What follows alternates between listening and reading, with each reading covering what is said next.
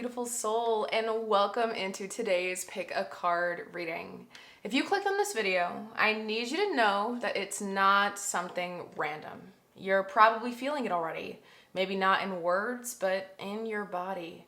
Something's shifting. Something's moving in you. And even if you can't fully name it yet, deep down you know.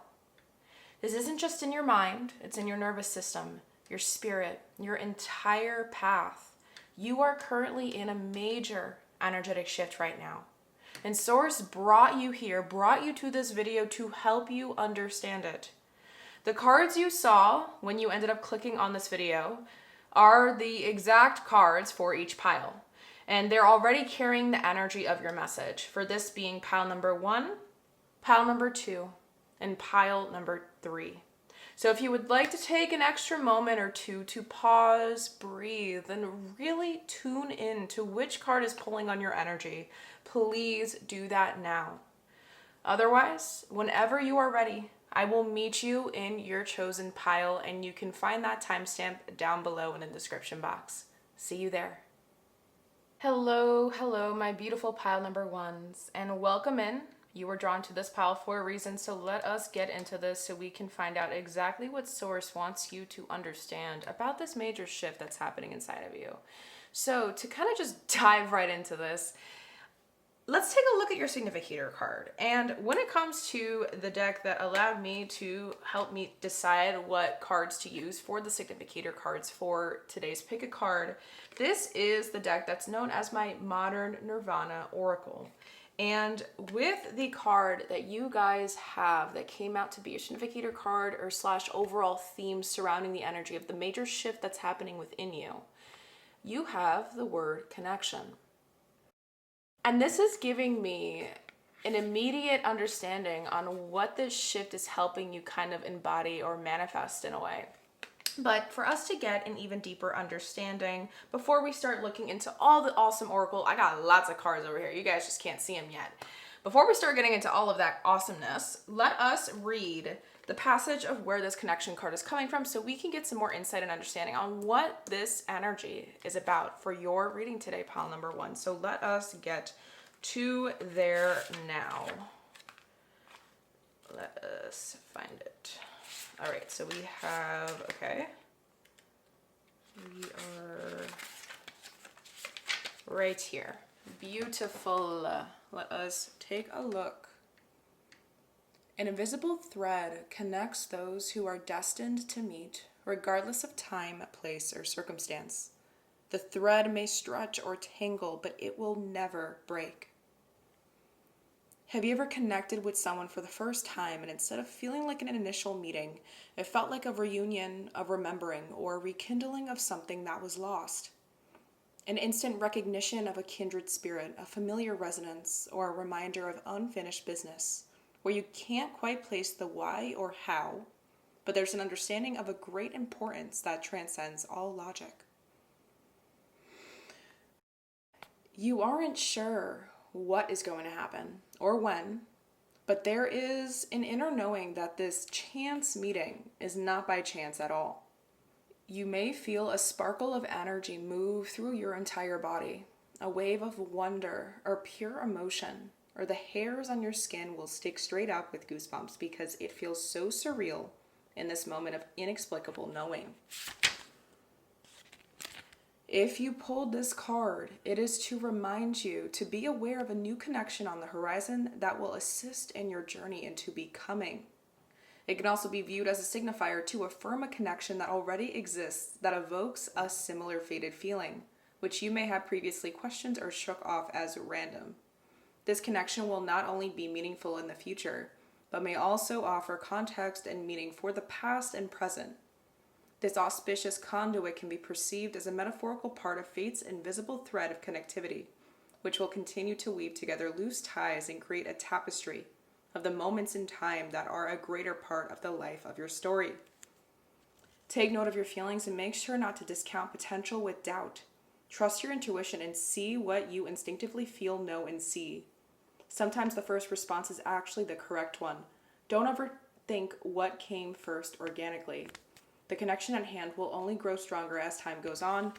And the fabric of this connection will prove to be fortuitous. I know that this is a word, but I suck at pronouncing it, so I'm sorry. On your journey into a bold new horizon, be confident and trust the weaving. I trust the tapestry of my life's design. I am in full faith that every moment and experience is threaded by the divine. Oh my God, that was a mouthful. I'm so sorry. But this is giving me a nice gist, right? Obviously. Pile number 1, you, my beautiful love, are going through a huge inner shift right now. And the reason for it, for what Source wants you to know, is because of a connection. It's right here in plain freaking sight. So this connection, like it said, could be in your present or it could be coming up. But whatever this shift is happening within you, it's preparing you for it. And that's what Source really wants you to know. So let us really get even deeper into all of this because yes, the significator card is giving us the overall theme behind the why. But we need to understand exactly what's being released. We need to understand where you are currently in your shift and what's activating or emerging inside of you because of it.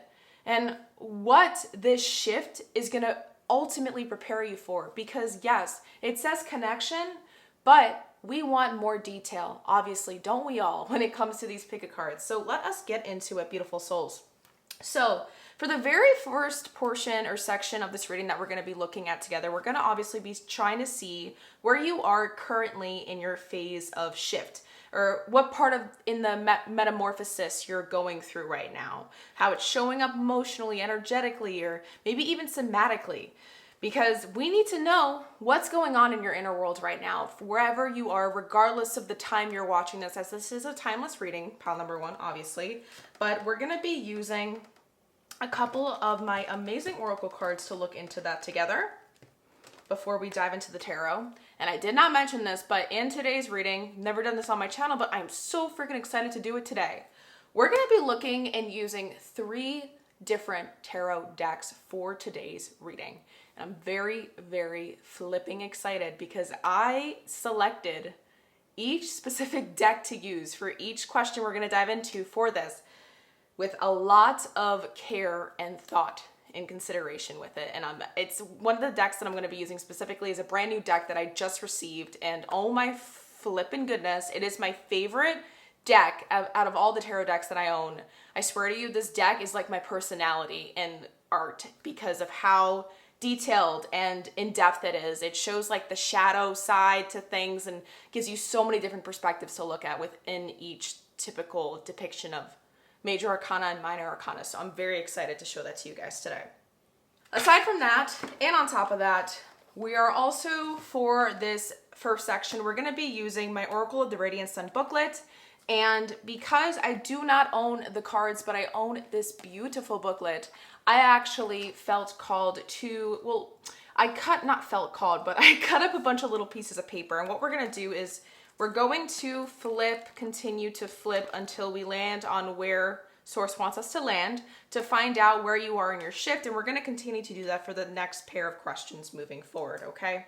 So let us get everything set up together, my beautiful souls, and find out where you are currently in your shift and your inner transformation.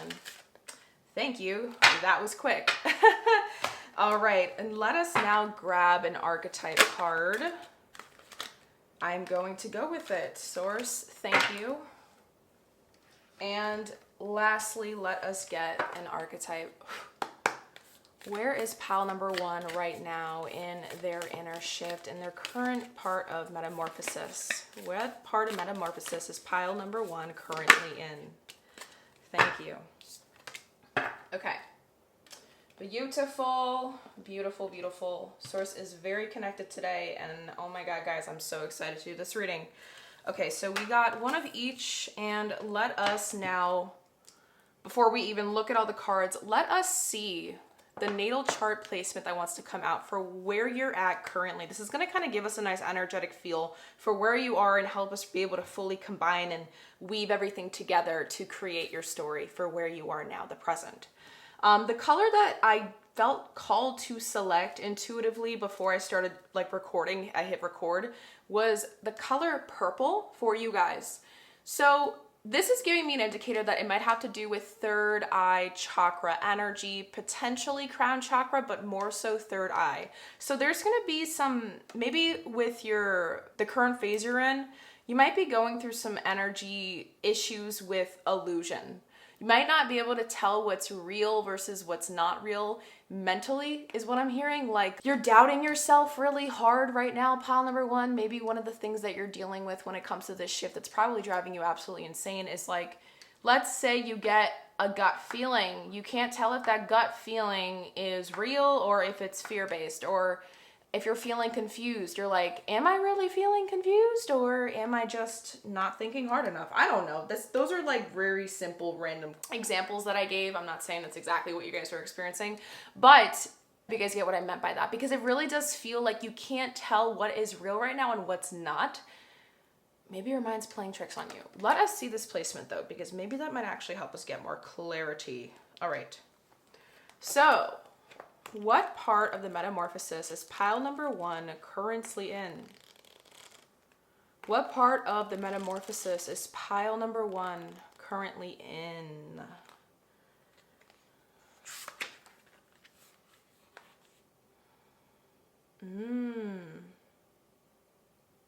Okay. So, for the placement we have for you, it is Venus in Aries with the keyword lust, the number one. And it says Venus, love, Aries, self-will. So let me just write this down. Oh, and Venus, it says the suit of love. Let me write this down very quickly. So Venus in Aries with lust and the number one. All right. So when we think about the placement Venus in Aries, the first thing that comes to mind is excitement, sparks, fireworks, pew, pew, pew, like kind of impulsive / reckless energy at the same time, but it's not because it's intentional. It's not because it's like ignorant, but it's more like where there's passion, there's intensity, and where there is passion, there's an instant desire to go fulfill it or get satisfied in that area. And with Venus in Aries and the keyword coming up with lust, this can actually be an indicator that where you are right now in your current metamorphosis stage, you're already aware that there is some shift going on. And we're probably the person that initiated the shift to start in the first place because of the connection that might be coming up. That's just for some of you, obviously. But this does feel like it was self-motivated. This feels like a shift that wasn't forcefully done onto you by source. Because sometimes, tower-like moments happen in life. When I say tower, I'm referring to the major arcana card, tower. But for you guys, this feels more so like a shift that you willingly and consciously and intentionally wanted to dive into because you want to better yourself, you want to be better, and it's something you're determined to do. Ignore the table sounds. Ew, I hate that sound. My bad. But let us see the cards that wanted to come out for you guys with this. So the archetype that you might be currently embodying right now, we're going to look at the light attributes and shadow attributes, is Don Juan, with the light attributes being spotlights your positive, seductive qualities. Oh, lust, seductive. Okay, there's like a little bit of a theme. And not to mention, look at the image in the middle. Okay, pile number one, what is going on? We are having a lot of love, life-aligned energy coming up, with shadow attributes being using the power of romantic attraction for private agendas.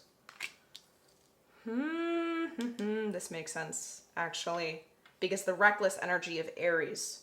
Let us see the rest of the cards and put everything together. For the archetype you have received, we have the womb. An integration, a download. This is currently happening. Something is being birthed. Something is coming to light. And perhaps well, let me keep that thought to myself. Let's reveal the last and final card first before I say what I wanted to say. For the Spirit of the Wheel card, we have for you Wisdom, Spirit Path of the East, with the number 33, Universal Law, Learning and Sharing. And when I look at the archetype card of the womb here, this reminds me of instantly Empress energy, and Empress is the third card of Major Arcana in Tarot. So I see 3-3 and I think of creation and fertility and birthing again. Divine femininity is coming through a lot, but like a healthy...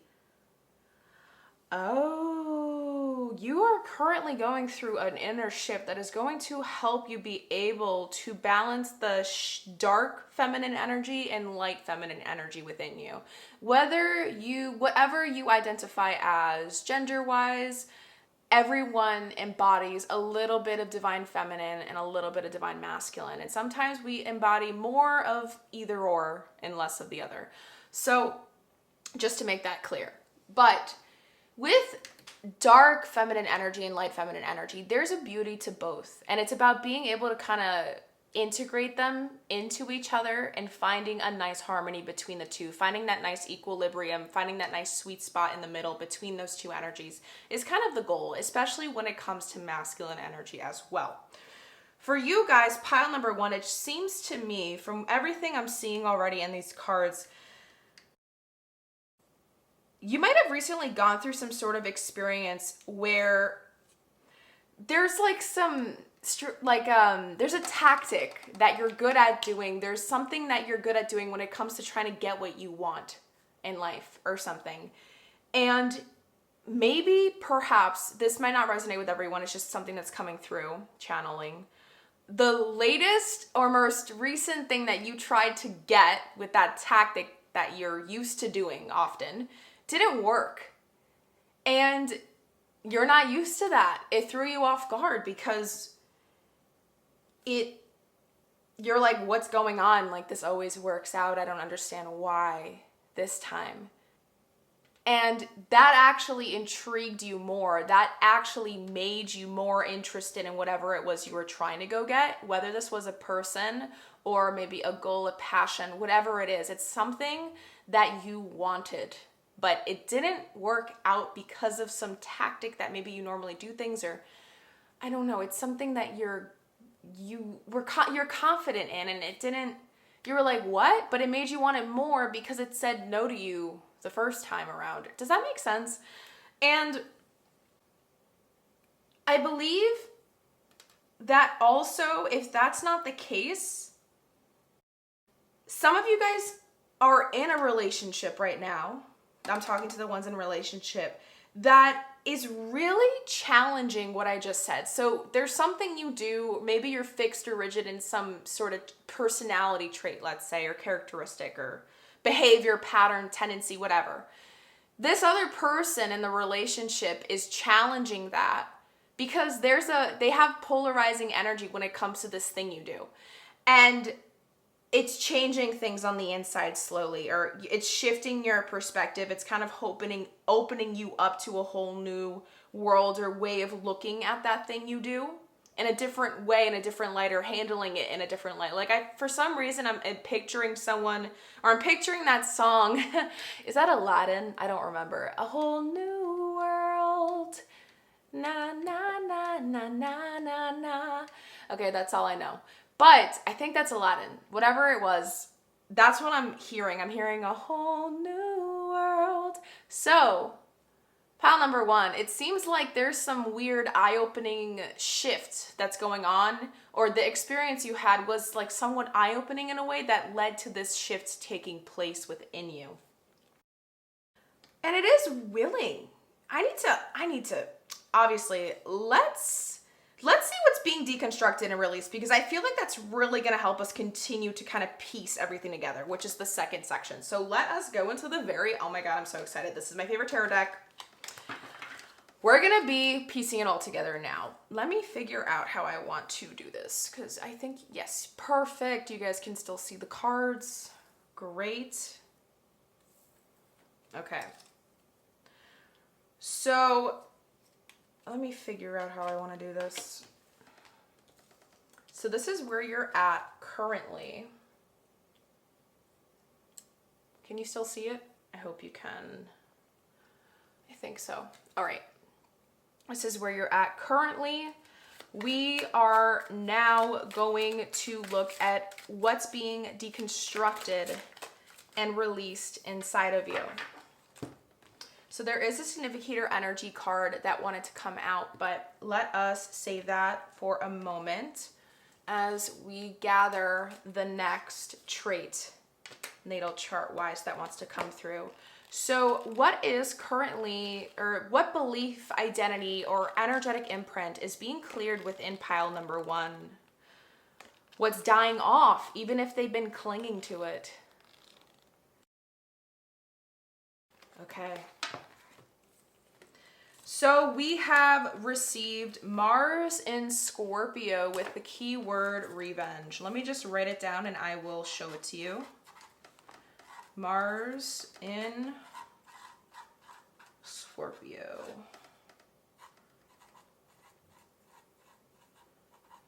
Okay, with the number 8. Interesting. Okay. Mars is the suit of action right here. Mars says action, Scorpio, self-control, regeneration. Okay, so there is a lot of like quiet intensity here. Yes, that makes sense now too. Because with Venus, Venus is the planet of love, passion, friendship, talents, and like our positive qualities or attributes, I guess, that if that makes sense too. It's kind of, okay.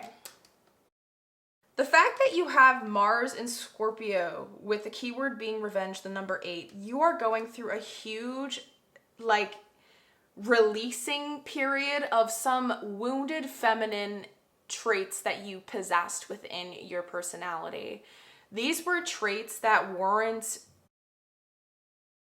they were intense for the wrong reasons. You see how the Don Juan, it says spotlights your positive seductive qualities. It's kind of, and the fact that we have this, like, there's so much love-based stuff here. So I just need to make it clear, guys, pile number 1, this shift that's taking place is helping you level up in your love life, okay? This is all about your love life. I just want to make that clear, continuing onwards. The Mars in Scorpio, it's a placement in someone's natal chart that has a lot to do with intensity, but it's kind of silent. It's silent, it's seductive in a way, because you'll look at the person who has that placement and when they're really in the zone with something they want to go get. Because Mars is about taking action towards the things that bring us passion and excitement and desire and drive. You're going to look at them and be like, damn, like they have a plan, but they're not telling anyone. Because Mars and Scorpio people usually like to think ahead as much as possible. They're very calculative. I hope that's the right word. And they know how to get what they want when they want it. And what's so funny is when I think about Mars and Scorpio, like when they're attracted to somebody, they will stop at nothing to try to get that person if they're really like into them, because they have an all or nothing aspect to them, Scorpios. With Venus and Aries, it's like that same energy. So it keeps feeding into like this love aligned trait that you might possess. There was a tactic, there's something. Oh my gosh, guys, I'm so flippin' curious. Now let us just take a look really quick and get one oracle card coming out with my Prism Oracle deck to see what else is being deconstructed or released within pile number 1 through this inner shift.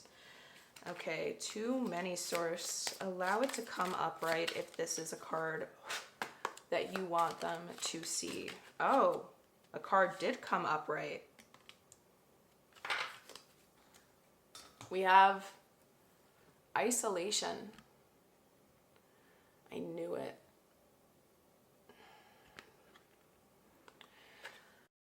Your heart is melting. It was frozen and it is currently melting, pile number 1. Let us see this card that wanted to become the significator energy for what's being deconstructed or released. Yes, options. We have the Seven of Cups. Oh my God, I love this deck. Oh, by the way, I didn't mention this deck that I just got. It's called the Unveiled Tarot, and it is beautiful. If you can't see the psychology and all these different ways they make you see the energy of the Seven of Cups. Choices, decisions, and also this idea of temptation at the same time. You can't help but be tempted to want to have all these different options. You enjoy having options. This part of you, pile number one, that's being deconstructed through this shift is what is going to help you be able to find your divine counterpart, and and if you are in a connection, it's helping you shed things that are helping you form a deeper connection with the person you're with now. I'm hearing a channel message come through. This is not what's in the cards. I'm just hearing it. I'm going to share it. Some of you guys that are listening to this, that selected this pile, you have gone through something in your childhood that has led you to develop some sort of stone cold attitude towards, I was going to say life, but it feels more like nonchalant energy. Like when something is meant to be super exciting, you tone it down, you tone your excitement down internally because you're afraid to actually be excited about it, because the idea of potentially losing it scares the bejesus out of you, that you don't even want to think about it. You don't even want to put yourself in that energetic bubble or frequency. So you make it nonchalant, you tone it down.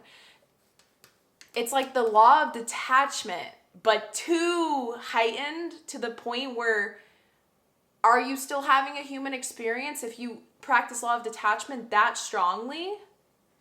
Let us see the rest of the tarot cards that want to come out for you. So what's being deconstructed or released inside of pile number one through this inner shift they're going through right now?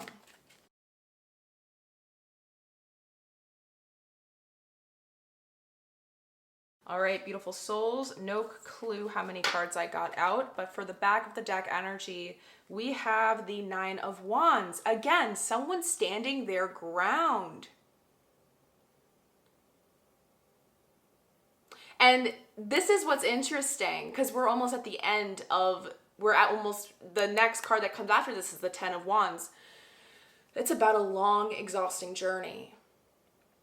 And you're trying with all your might to hold on to this. So maybe this wasn't even self-created, but at the same time it was. It's so weird, your energy, pile number one. It really feels like this shift, you intentionally somewhat, maybe you,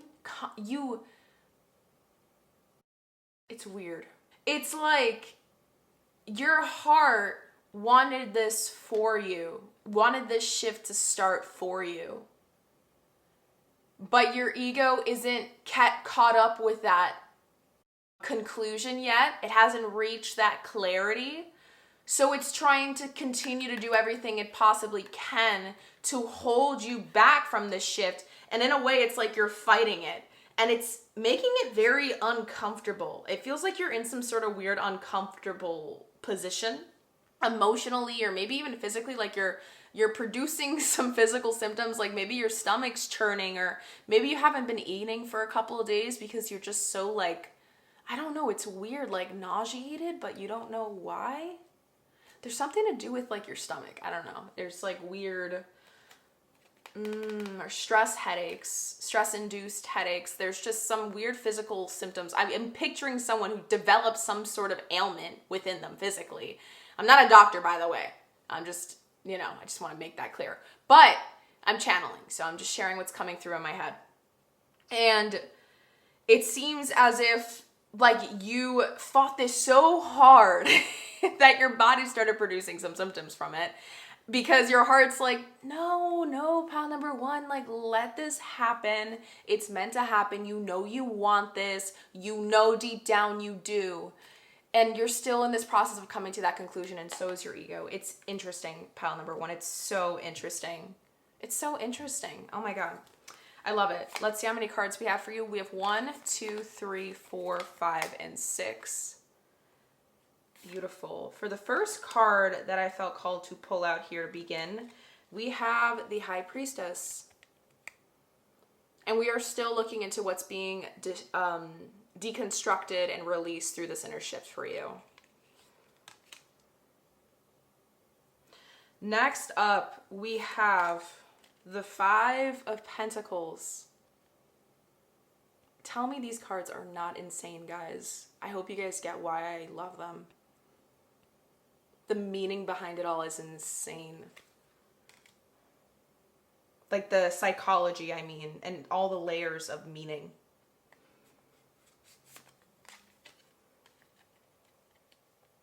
Next up, we have the Knight of Pentacles.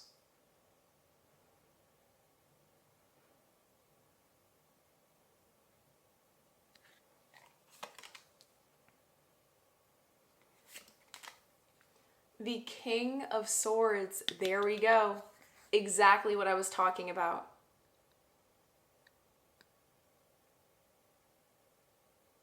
Look how small his heart is compared to his size. And Seven of Swords.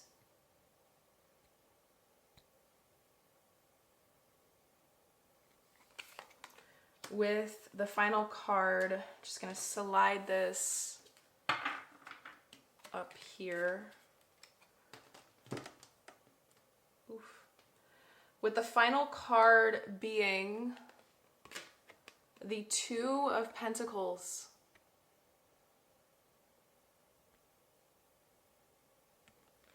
All right. Pile number one, the very first thing that's coming through with this shift that Source really needs you to be aware of right now, because this is important stuff.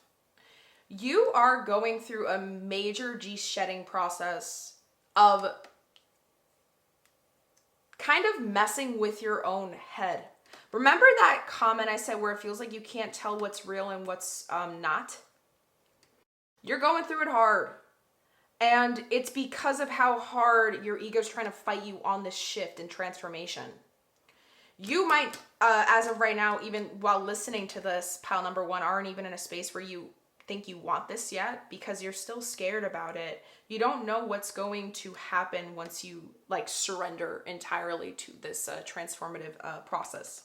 And the reason for that is actually because you're still living mentally, subconsciously in the past. There's something here that it's like a thread of your past that you were holding. You were holding this thread for years or even months. Because I feel like for some of you guys, this is something of the past that happened months ago, not years ago.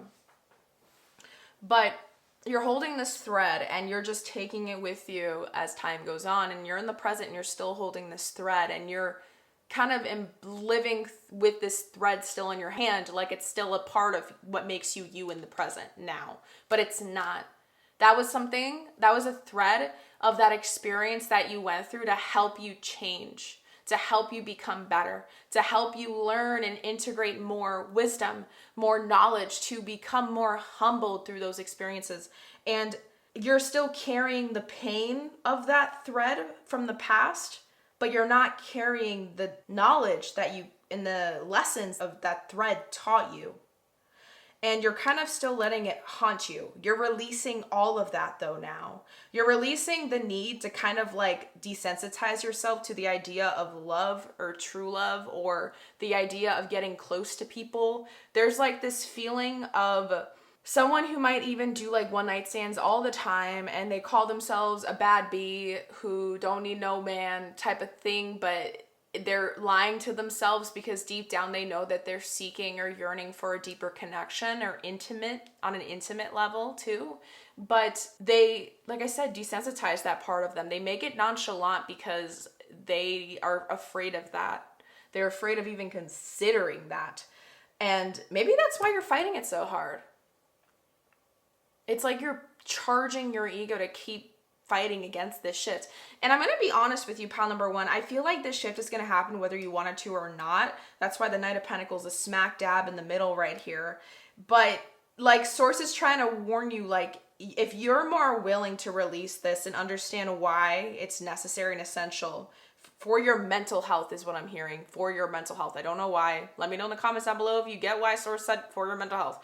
But this is an essential thing that you are meant to go through to embody to help you get to your desired timeline that you want to experience in this lifetime. It feels like there's something that you deeply desire, that you want to experience in this life, but you're not going to be able to get it if you continue to keep being the way you've been. Because the way you've been, your heart isn't expanded. It's not in a period of receiving. You're not allowing your heart to receive anything. So for example, like if you're someone who's tried manifesting crap, it's not working out because you're not in a period of receiving. The only thing that you might have succeeded at manifesting is something to do with boundaries or like protecting yourself, like cutting out people, cutting cords, all this and that, like toxic, whatever. But that is only because you were doing it right. You were closing off yourself and putting yourself kind of in a bubble, a sacred space energetically, and that's the right way to manifest those. Like there's different ways, there's different frequencies we need to align our energy with to manifest or attract or receive certain types of things. For you, pile number one, there's something that your heart has always wanted, even though maybe some of you guys listening to this might not even be in a spot or space to accept it yet. There's something here to do with connection, obviously, with all these lovey energy cards coming up. And this shift is kind of forcing you to look at parts of yourself that still never thought they were good enough to receive the love that they've always wanted. And you protected that feeling by kind of just becoming this idea of like, you know what they call a bad bee, a person who don't need no man, and they just go like sleep around and do those things to have fun and all that. Like they make, what's it called? The birds and the bees, the action of that. They make it fun and they make it unemotional and they know the law of detachment so well because maybe they've been doing it for years. Like whatever that is, you know that's not what you want for the rest of your life. And I think your heart has reached a point through this time where it's like, yeah, like we don't need to do that anymore. It's like your heart is outgrowing it. And I think your higher self is trying to slowly drag you out of it. And it's not a nice feeling. Like I said, there's this weird uneasiness. But I think you're kind of slowly starting to reach that conclusion right now because it does feel like you're in this weird in-between state of acceptance versus fighting it. And that's why all these cards were coming up before. Okay, let us now see what is being emerged within you, what's activating inside of you through this shift now. And we're going to be using my Light Seer Tarot deck for that next. All right, beautiful. We're just going to place them right underneath these cards. And again, we're going to get another natal chart placement and another Prism Oracle card. So, what is activating or emerging inside of pile number one through this inner shift they are going through? Allow one card to come out. Source upside up, please. What is activating or emerging inside of pile number one through this inner shift they are going through?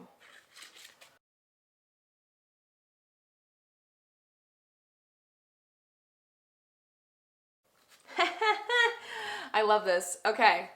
We received frustration. This makes so much sense and I will explain it. Don't worry. It doesn't mean it's anything negative that's activating, but this is good. I will get into it though. Let me just get the next natal chart placement that wants to come through for you guys.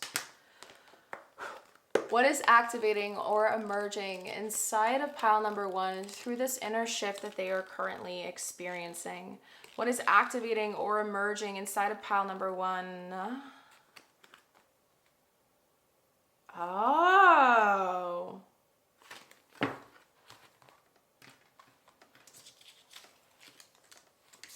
So you guys actually got the same exact, I don't even need to write this down. Yep. You guys ended up getting the same exact natal chart placement. Mars and Scorpio with revenge. And I love this. I will get into it, guys. I promise I will explain it all. So what I'm going to do, instead of writing that down again because it's unnecessary, I'm going to be placing this right in the middle of these two prism cards. You're going through it hard right now. All right. Let us get the cards out and see it all together. What is currently being activated or emerged inside of pile number 1 through this inner shift that they are experiencing? What is activating or emerging inside of, pile number 1 through this inner shift that they are experiencing?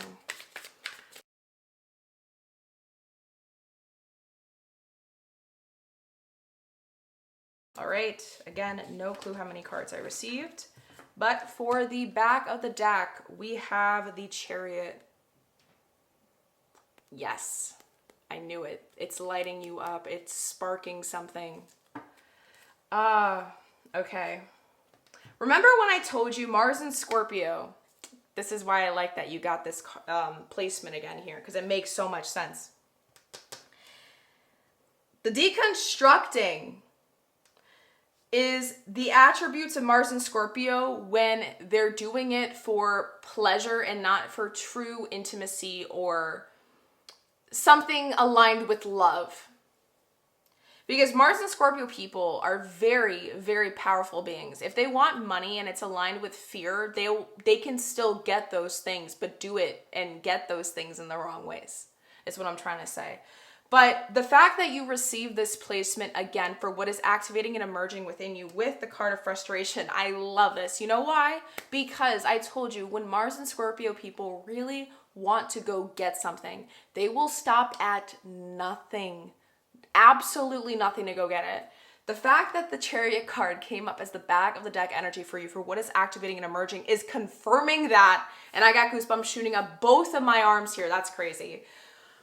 Because it's showing to me that something lit a fire up in you. This shift is doing that. And it's going to make you want to go be better. It's going to make you want to go take care of it. Now that makes sense why I said it felt like it was self-initiated in a way. And the reason why I channel that is because that's what's activating and emerging inside of you. This urge to want to align with these things now. It's changing. You're fighting your ego back and you're saying, listen, I appreciate you protecting me, but now I'm ready to level the F up. 1, 2, 3, 4, 5, 6, 7, 8. Okay, beautiful. This wanted to become the first card. For the first card we have here to kind of plug everything in, we have, oh, how freaking beautiful is this? The 10 of Pentacles. I'm hearing some of you guys met actually or just recently. It's either just recently started or you just felt a sudden drive to, you're considering going into therapy. That's something that came through. You guys might have been seeing the number 7 a lot. That's just for some of you. It's just randomly coming through. But another thing that just got channeled within me. 7th house. The 7th house in astrology is aligned with a descendant sign in our natal chart. So we have an ascendant, which is in the 1st house, technically. 7th house is aligned with our descendant. So it's kind of like the opposite. Ascendant is like our rising sign, how people see us, all this and that, right? Everyone knows what that is. So the descendant, though, is, I think, low-key the most important thing ever.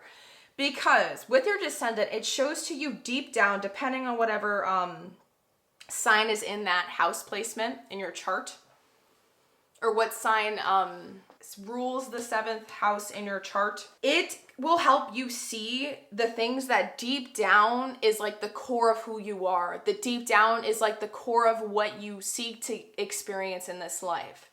So, and it also helps us understand deep down what we really want in a connection, a true, genuine, deep, loving, compassionate connection with people around us, maybe our like immediate circle, and even like in a soul counterpart, you know, who we want to build a life with. It shows those things.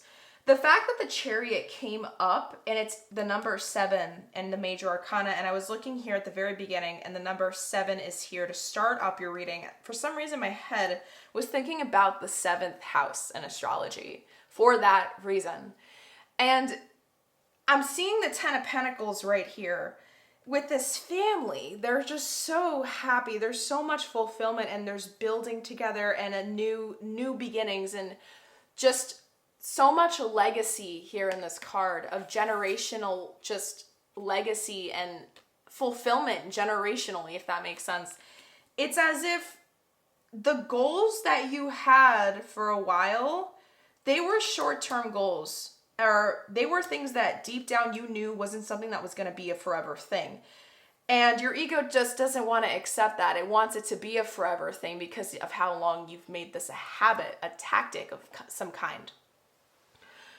But you eventually, or what's activating or emerging within you, and I feel like this is happening very soon, or probably right now as we speak, because I brought that up at the beginning maybe, is you're lighting up. You're realizing like, oh my freaking God, I've been doing this for so long that I forgot that this is what I really wanted at the end of the day. I want someone that I can come home to. I want someone that I can call mine. Or it can even be like, I want to share a life with somebody. This can be like wanting to adopt a kid. This could be just wanting to start from scratch, move somewhere and just not know anybody. So it's like you can start fresh that way and be a you that no one maybe really knows yet. And then you'll be able to find the right counterpart. I don't know. Those are just a bunch of things that are coming through in my head. So maybe some of you guys are going through it that's listening to this. For the next card that wants to come up, we have the Page of Pentacles. Yes, you want something real. You want something real, but it's still very new, this feeling, or at least that's what's activating through this shift. Next up, we have the Four of Wands. Oh my God, why does this just keep coming up? Okay, another thing that could be coming through for you guys. You guys are in a connection. You don't know what to call it. You're in this weird in between. That makes sense with this actually. But you're like, holy crap, I realized I want more to this connection. That's something that could be also that you're experiencing with this shift. And Source is trying to tell you like this connection came to you for those that are in one currently. It came to you because it was trying to help you realize what your heart really wanted. It was reflecting back your heart's desires, not your egos. Next up, we have, oh my God, we're talking about reflecting. Yes. There's so much pentacle energy. Yes, you want something real this time. You want something real. But this came from a real wound. There's so much pentacle energy all over your reading. Like I'm looking around. There was something real that actually happened to you in your past, pile number one, that really created all this chaos for you. But Source is here now, making it change up. And you're lighting up. You're changing for sure. This is kind of beautiful. Like you were like a little baby bird who didn't know how to fly, and now you're finally you're bracing to take your first flight off of the nest, if that makes sense. That's how it feels like energetically right now. Like you're graduating. Yes, death. We have the Death card with rebirth. This is absolutely beautiful. The fact that these cards are landing right on top of each other, it's like, yes, you're learning. You're learning how to learn from those around you, and you're realizing that people are mirrors. They're showing us things, parts of ourselves that we don't like to see and we can't see on our own. Like there's just so much things that you're starting to have realizations about. Oh my God. That's why I think I was hearing like a whole new world, because it really feels as if this shift that's going on within you, pile number one, is just like really turned everything that you thought you knew about life upside down. And it's making you realize like, oh, we're not meant to be autonomous. Like, no, I'm going to repeat that. That came out so wrong. Yes, we are all autonomous beings. But like we are not meant to be alone or lone wolves. I hate when people say that. I'll explain that down the road. I dislike it. I will take it back. I don't hate anything. I just strongly dislike it. But it feels like you have this lone wolf nature, lone wolf mentality to you.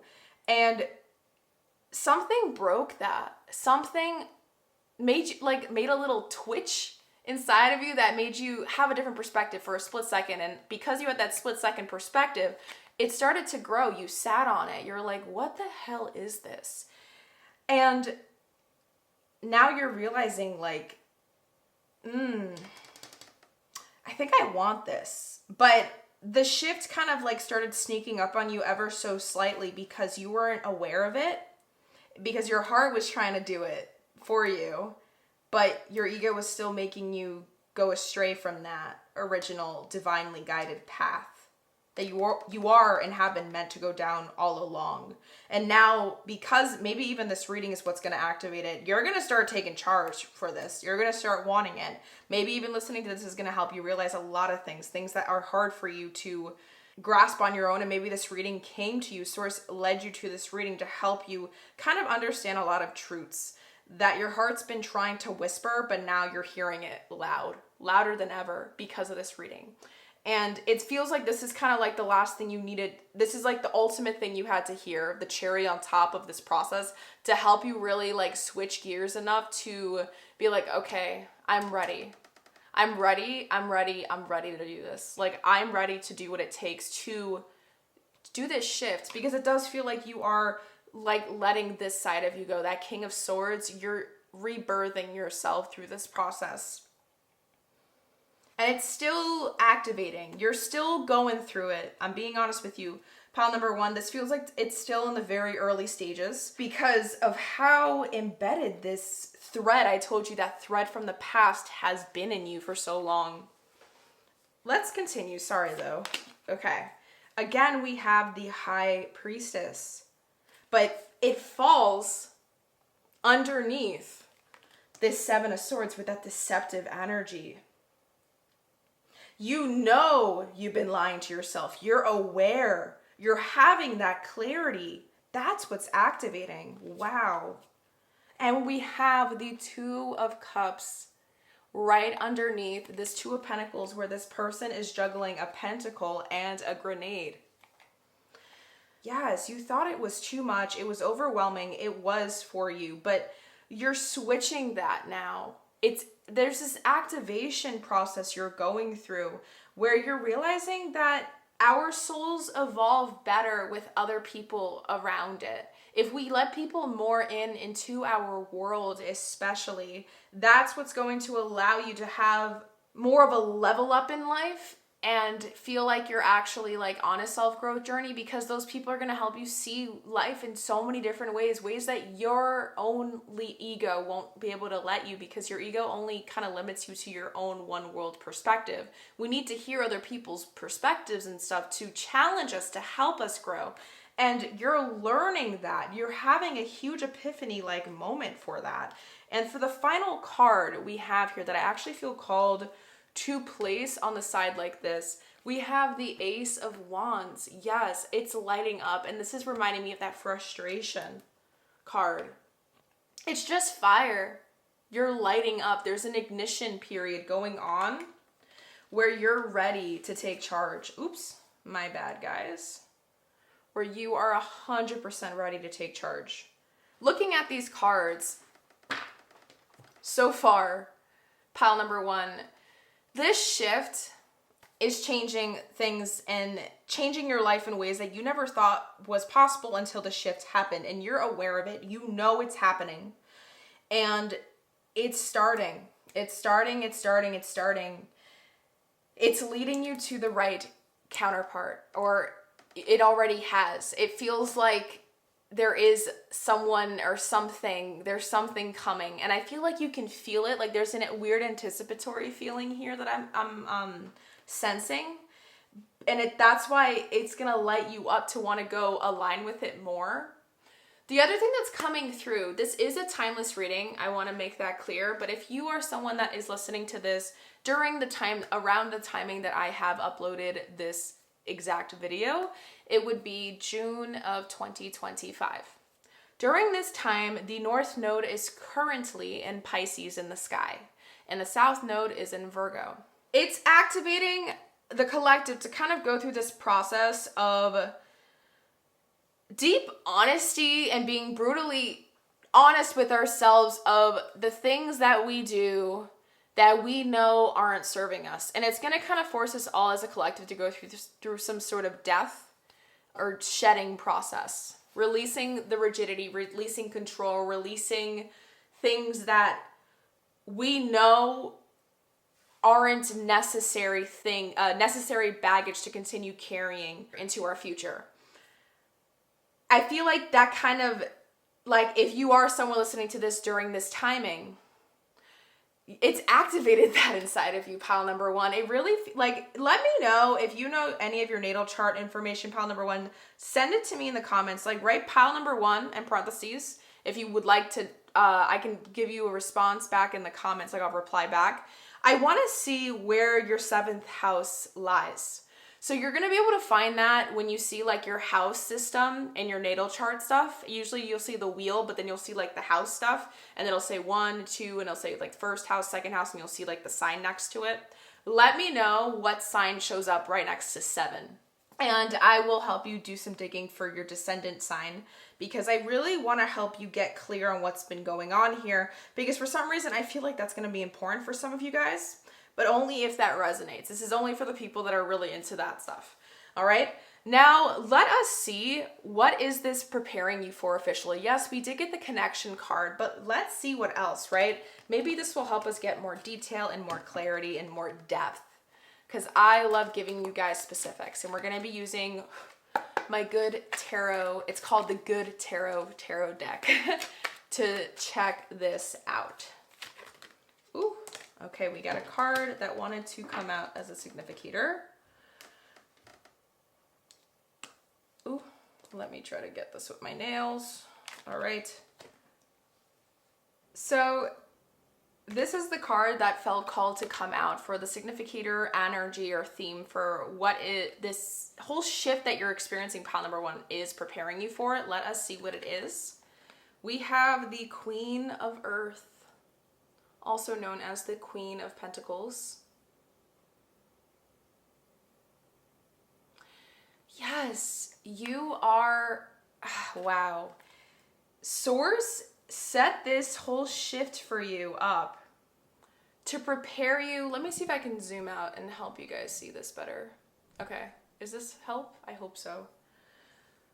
Source set this entire thing up to help prepare you to embody or align with the life that you've always wanted for yourself. Deep down, this is the queen that is living in the world that she created for herself. She did it all. And it feels safe, it feels grounding, it feels nurturing and loving. And whenever I think about the Queen of Pentacles, I always think about that Empress energy too. So it's like you're starting to slowly realize what it is you truly, genuinely want in your life long term. And this whole process is helping you align with that more. Align with the energy of abundance, so you can always feel like your life 24/7 is in that abundance frequency. But right now it doesn't. And it doesn't, or it hasn't, because you were carrying that thread into your present and forward. Does that make sense? That thread of the past, that metaphor I was kind of using, or that analogy.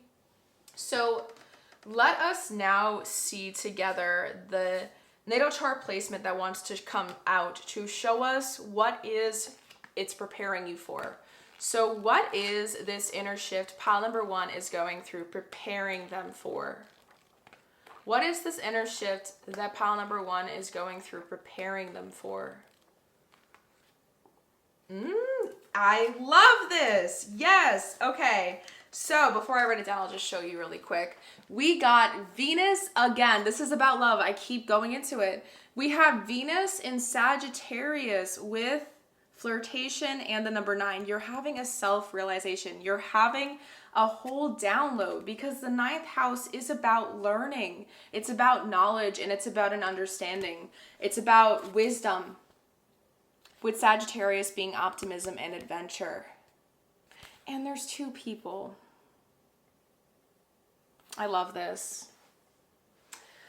And what's actually very funny here is the fact that we have the 8th house that came up, but this is the 9th. So you're traveling, you're leveling up through this, because you're going to 8 to 9 now. And this is where you're reaching that realization. Okay, let me write this down. So Venus and Sagittarius with flirtation. Beautiful. I'm so happy for you. Venus, Like you're being open about your feelings now through this. Like this is what it's preparing you for.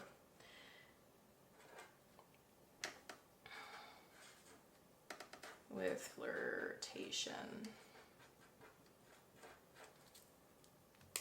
You're being open about your feelings. You're being open to the idea that the world is literally a fishbowl of thousands of different fish, and you never know what to expect. You don't know what's around the corner, and you're being okay with that now, and you're accepting the fact that these things are supposed to help us, like connections, like people we meet, when we get close to people, when we get vulnerable. These are the exact people that are going to help us learn the biggest truths about ourselves in time as we deepen that connection. And you weren't able to get that kind of depth through just those nonchalant moments. Does that make sense? And that's all changing for you. Now, before I continue, with the tarot deck to get those last little set of cards, let me see, using my Fortune Oracle, what it's preparing you for. Because I want to show you the positive. What is coming out of this? You know, what is going to come out of this shift for pile number one? So what is it preparing pile number one for?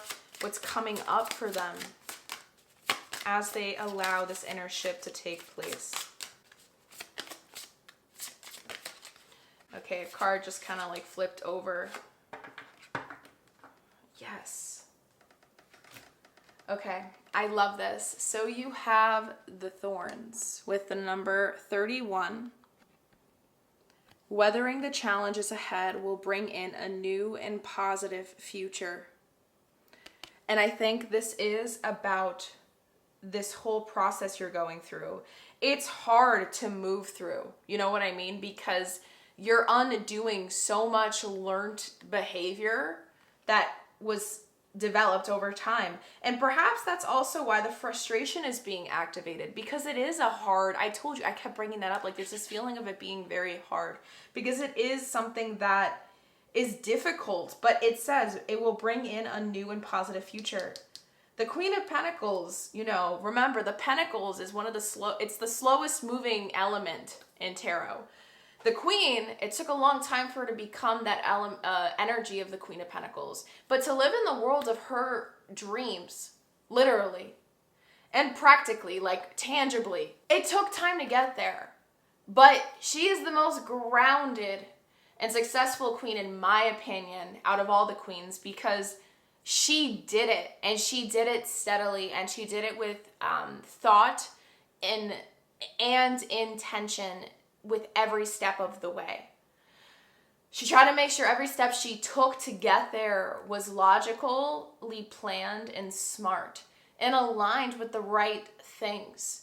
And there's a beautiful marriage that's coming through. Now I understand why you got this archetype. Like you're learning how to be fun and lighthearted, because you were good at that in the nonchalant energy, but you're like I said, you're marrying that dark feminine energy with the light feminine energy. You ever heard people say, like, when they're in that villain era, like, I'm in my villain era? It feels like maybe you were in the villain era and now you're learning how to marry like the positive qualities that this villain era vibe gave you into this new shift that's happening inside of you. Like you're trying to figure out how to work with those and marry them a little bit better together.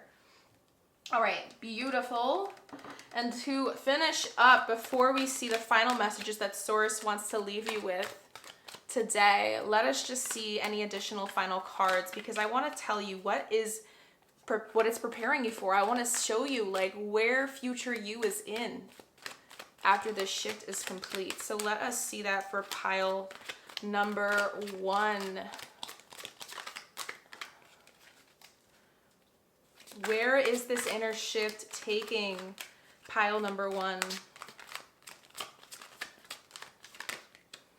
We have, oh my Lord, I flipping love this for you.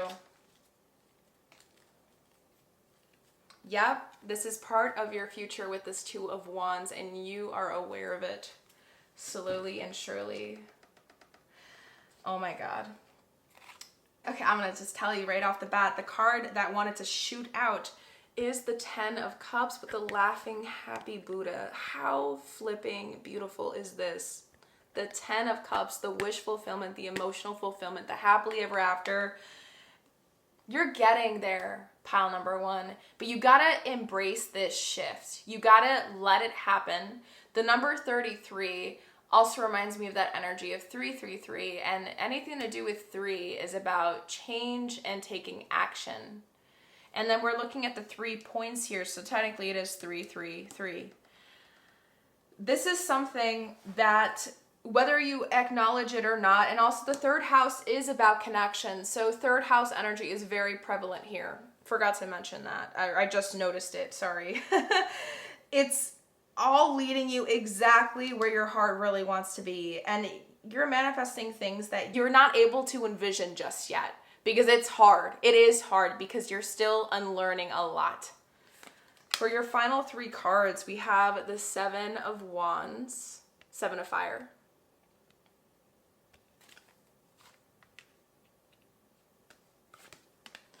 The Tower card, yes, breakthrough. I love this feeling. Like there's a shedding here. I don't know if you see how it's kind of like faded, this break. But then the collapse creates something even prettier behind it. Something more pretty is taking its place. Something more bountiful, something more strong, stable, secure, grounded, attuned, aligned with the future you, not the present, the most healed you. And lastly, we have, oh my flippin' goodness, you started with the Queen of Earth and now you have the King of Earth. This is crazy. Okay, I need to make this extremely clear. This shift is preparing you for a life that you've only seen in movies, okay? This shift that you're going through, pile number one, I need to make this extremely clear, is leading you to a future if you allow it, if you take its hand and you embrace it and you say, okay, let's do it together. Let's heal. Let's go into it. Because I want to get to these connections. Oh my gosh, pile number one, you're going to find a divine counterpart that you didn't, or maybe you already are with them. Whatever this is, wherever you're at in life right now, let me know in the comments because I want to know what's going on. These are 2 people in court that are in the court cards that are married. They're together. You're finding your divine counterpart. And it's happening because you're healing, you're shifting. The shift is helping you align with that. And it's not a pleasant feeling, but the more you embrace this tower moment shift, the sooner you're going to be able to get there. It's going to be able to build itself into something that you never ever experienced before. Like maybe you thought that you had this type of love in the past, maybe, or maybe you thought you witnessed it and it wasn't the real thing, whatever it was. Like this is the real thing, and this is something that's going to stand the test of everything that's going to get thrown at it, because this is a connection that is going to be standing no matter what. This is channeled specific message. Some of you guys were with somebody in the past that didn't fight for you as hard as you fought for them, and that hurt you so bad that you blocked yourself off to anybody and just realized that if no one can fight for you, you need to fight for yourself. But you were fighting excessively for the wrong things, and that kind of kept you from being able to find a connection again, a connection that is actually worth your time. So in a way, this villain era that you did go through, pile number one, in the past, it was essential to help you get to the level you are at. It's just now it doesn't serve you anymore. This shift is the next step to help you get to exactly what you wanted, because this time it's going to be the real thing. Or maybe it already is, depending on where you're at with that 2 of Cups energy.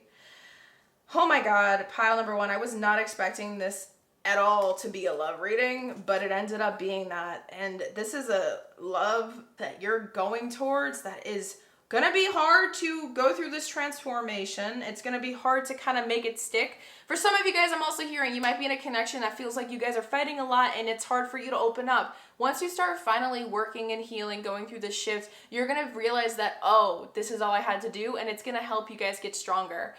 Remember, especially too, I'm also hearing communication is extremely important for those of you that are in a connection right now. The number 3, third house is about communication, expression, expressing yourself like verbally. You guys gotta remember, when it comes to these things, we are all living in our own little reality. We are the main character of our own life. If you're in a connection with somebody, they're the main character of their own life. We can't expect them to read our minds. We can't expect them to know what we want them to do. We need to communicate that.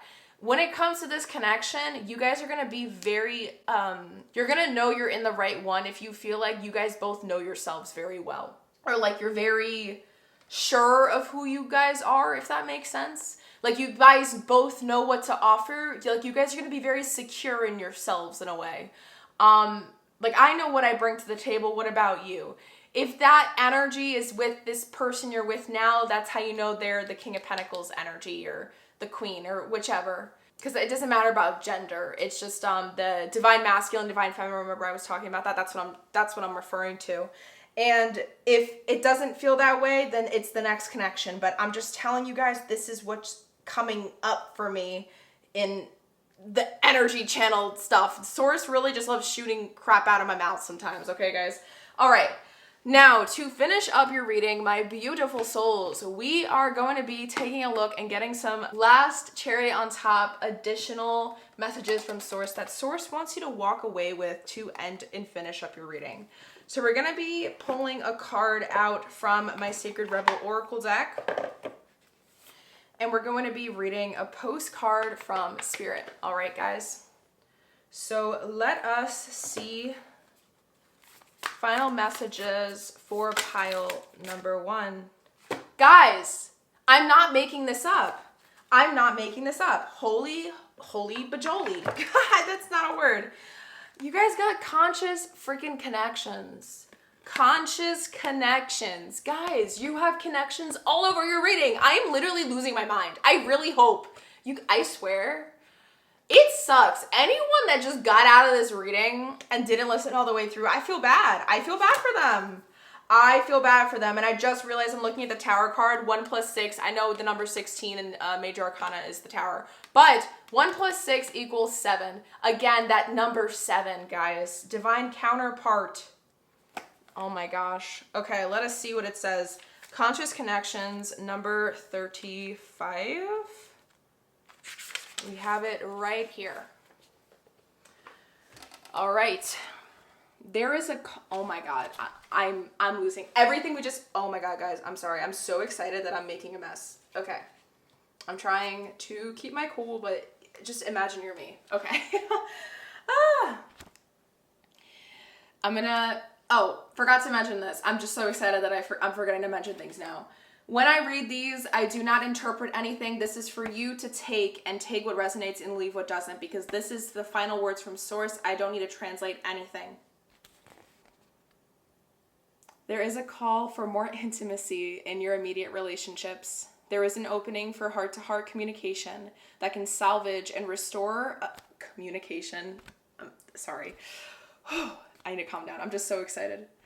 That can salvage and restore a broken relationship or friendship. If you are willing to honor your differences and look to what unites you. Sometimes it is hard to bear the differences between one another. Yes. Oh my God. One person may be willing to live life in high definition, whilst another may prefer to live it more vicariously, until they have the confidence to step onto the center stage of their own life story. Oh my God. Okay. We are not here to judge each other, just to love, to be loved, and to let go of those that cannot accept us as we open up to those who can.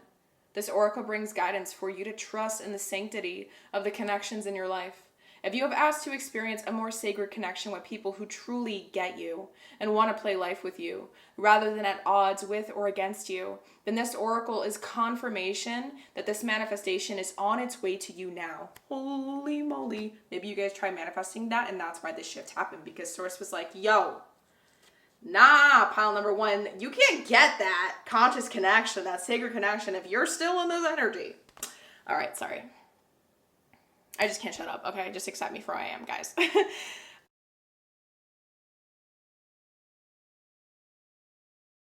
It may or may not be obvious at first, but kindred spirits are going to enter your life to help you connect with your deeper feelings and creativity. Yes, they will give wings to your inspirational ideas and big dreams. If you have been asking for healing in your current friendships or other immediate relationships, know that this can happen through your willingness to express your true feelings and allow the situation to either fall apart or come together, according to the greater workings of life.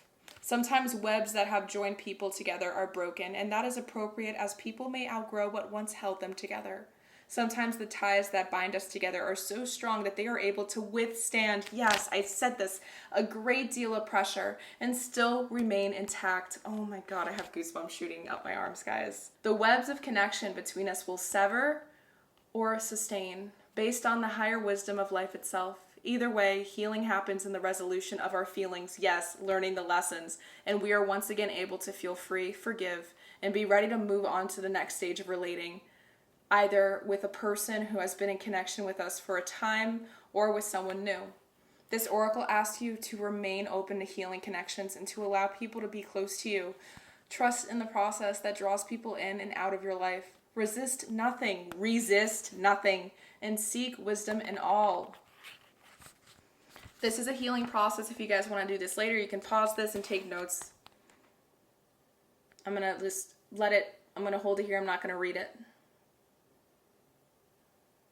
So if you want to take a screenshot, because there's another portion of it right here.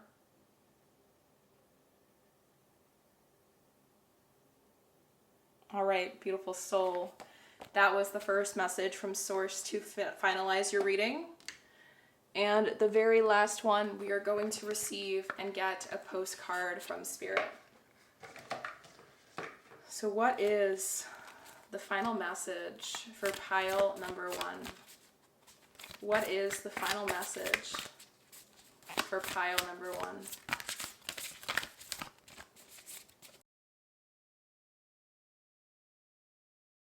Thank you. All right, that card fell, but it is yours. Let me go grab it. All right, beautiful souls, let us read your postcard from Source. Dear you, sometimes you just feel like no one understands you. You're not heard, or even that you don't count. This, my dear, is a terrible illusion. And although your feelings tell you that abandonment is real, well, we who love you know better. You are never alone, and even when rejection happens, you are ultimately being protected so better things can replace what wouldn't have worked in the first place. Everyone on this side of the veil is watching over you and rooting for your ultimate success. Life loves you. We love you. And you are a unique spark of the divine and always connected to the light and to Source. You are always in our care. Trust and keep the faith. Love you always and forever. If this was not the perfect way to wrap up your reading, I don't know what is, because this is it. Everything we just dived into touched upon every single thing we talked about together, pile number one. I literally feel so blessed that I was able to do this reading for you. For whoever came across it, I send you guys so flipping much unconditional love right now. If something did resonate today, I hope you let it integrate. Let it echo in you a little longer than just this moment. And if this reading did support you, please consider giving it a like. Just know that with this entire thing, you're not falling apart. You are falling into alignment. Keep trusting this version of you, because it is the one that your soul's been waiting for, and you know it's time, girl, or man, or they, them, person. I send you so much unconditional love. Have a beautiful rest of your day, and hopefully I'll see you in my other pick a card readings to come. Bye. Hello, hello, hello, my beautiful, beautiful pile number twos. And if this happened to be the card that helped you select this pile, this beautiful resolution card, then you already know 100% that this is exactly what you need to hear today in regards to what Source needs you to know right now when it comes to this inner shift that's going on within you. You might not be able to even put it into words what's going on, but you can tell something's off, something's shifting, something's changing. There's some weird metamorphosis thing that's going on the inside of you. And we are going to understand why. We're going to understand where you are currently in this shift. So where you are in the phase, specifically where your energy is, what's going to be deconstructed, what's trying to be released through this shift, what's activating or emerging. And then we're also going to see exactly what it is preparing you for right now. So what this shift is trying to lead you towards. What's the outcome after this shift is fully complete? We're going to look at your beautiful significator card that allowed you to select this pile, as the resolution card is not only the significator card, but also the exact card that's kind of the revolving energy or theme that has to do with what this shift is doing for you in the bigger picture perspective or side of things. So what we're going to do to kind of understand what's going on, we're going to take a look at the Modern Nirvana Oracle booklet and get to the resolution part for to dive into like what this card is about, so we can understand it further. So let us see if we can get some right off the bat clues or hints on what is going on in your inner world right now, pile number 2, and let us see that together. Perfect. All right, let us take a look together now. You think you have won. What is light without dark? What are you without me? I am a part of you all. You can never defeat me. We are brothers eternal. When contemplating the myths, stories, or tales of fantastical worlds throughout the human zeitgeist, I hope I pronounced that right, we can see a common theme of resolution being found in the slaying of the dragon, the killing of the villain, or the death of the antagonist as the means to the end and the way to the happily ever after. Perhaps it would be boring if the realms of the fantastic didn't end with a battle scene or final boss. But how much of this programming has found its way into our subconscious minds? How does it affect our outlook on resolution of extreme conflict from the metaphorical and personal journey of life? The darkness of our times can often feel like a titan, a tentacular monster with arms that crush the human spirit, a boogeyman that haunts our greatest fears, an all-consuming nothing, a shadow looming and clouding hope for the future. How can one even consider something so complex and titanic as the foreshadowing of future timelines yet unseen? How could we get to the top of our metaphorical Mount Doom to defeat Sauron? The Lord of the Rings, the protagonist Hobbit, shows us that no matter how big or small you are, you can still be the hero of your story. Even the smallest form of life has the potential to change everything. Everything has the potential to change. Similarly, the never-ending story, just as for him, there's no easy answer to the epoch we are traversing, because victory comes not from defeat, but from resolution, regeneration, and a greater revelation in how inextricably linked every form of life is. Light and dark are two sides of the same coin. Cycles may be destined to repeat there and back again. Instead of slaying our dragons, what if we perhaps learn to tame them, ride them, and guide them? What if we find the humanity in Dr. Frankenstein's monster without chasing it with a torch? Resolution, not in defeat, but in resolve.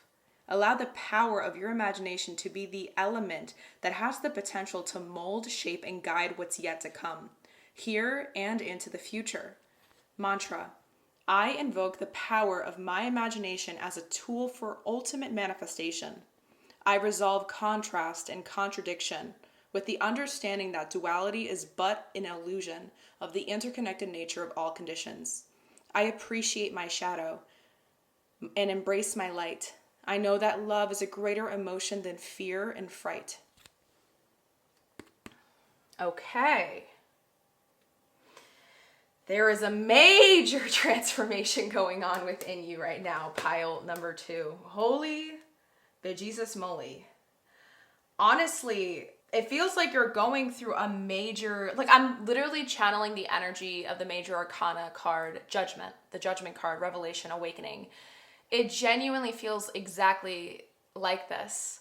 With the energy, the keyword specifically coming up with resolution here, this is straight off the bat showing us you are in a huge process or part or stage in your life, pile number 2, where it is essential for you to really connect to all facets of you and not just the parts of you that you like to look at.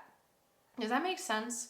It feels like there's something that's being unlocked within you, or there's something you're learning more about yourself or getting clearer on about who you are within yourself that you never really given or have given yourself a chance to fully understand in the past before, because maybe it was something you were ashamed of. It was something that maybe was shunned, or people used to judge it, or something like it was something, a part of you that was criticized either by yourself, like you criticized yourself about this. Oops, sorry, that scared me. You criticized yourself about this, or there was other people in your circle that criticized this thing that you did or trait, or there was something here within your inner world that was criticized. It keeps coming through in my head.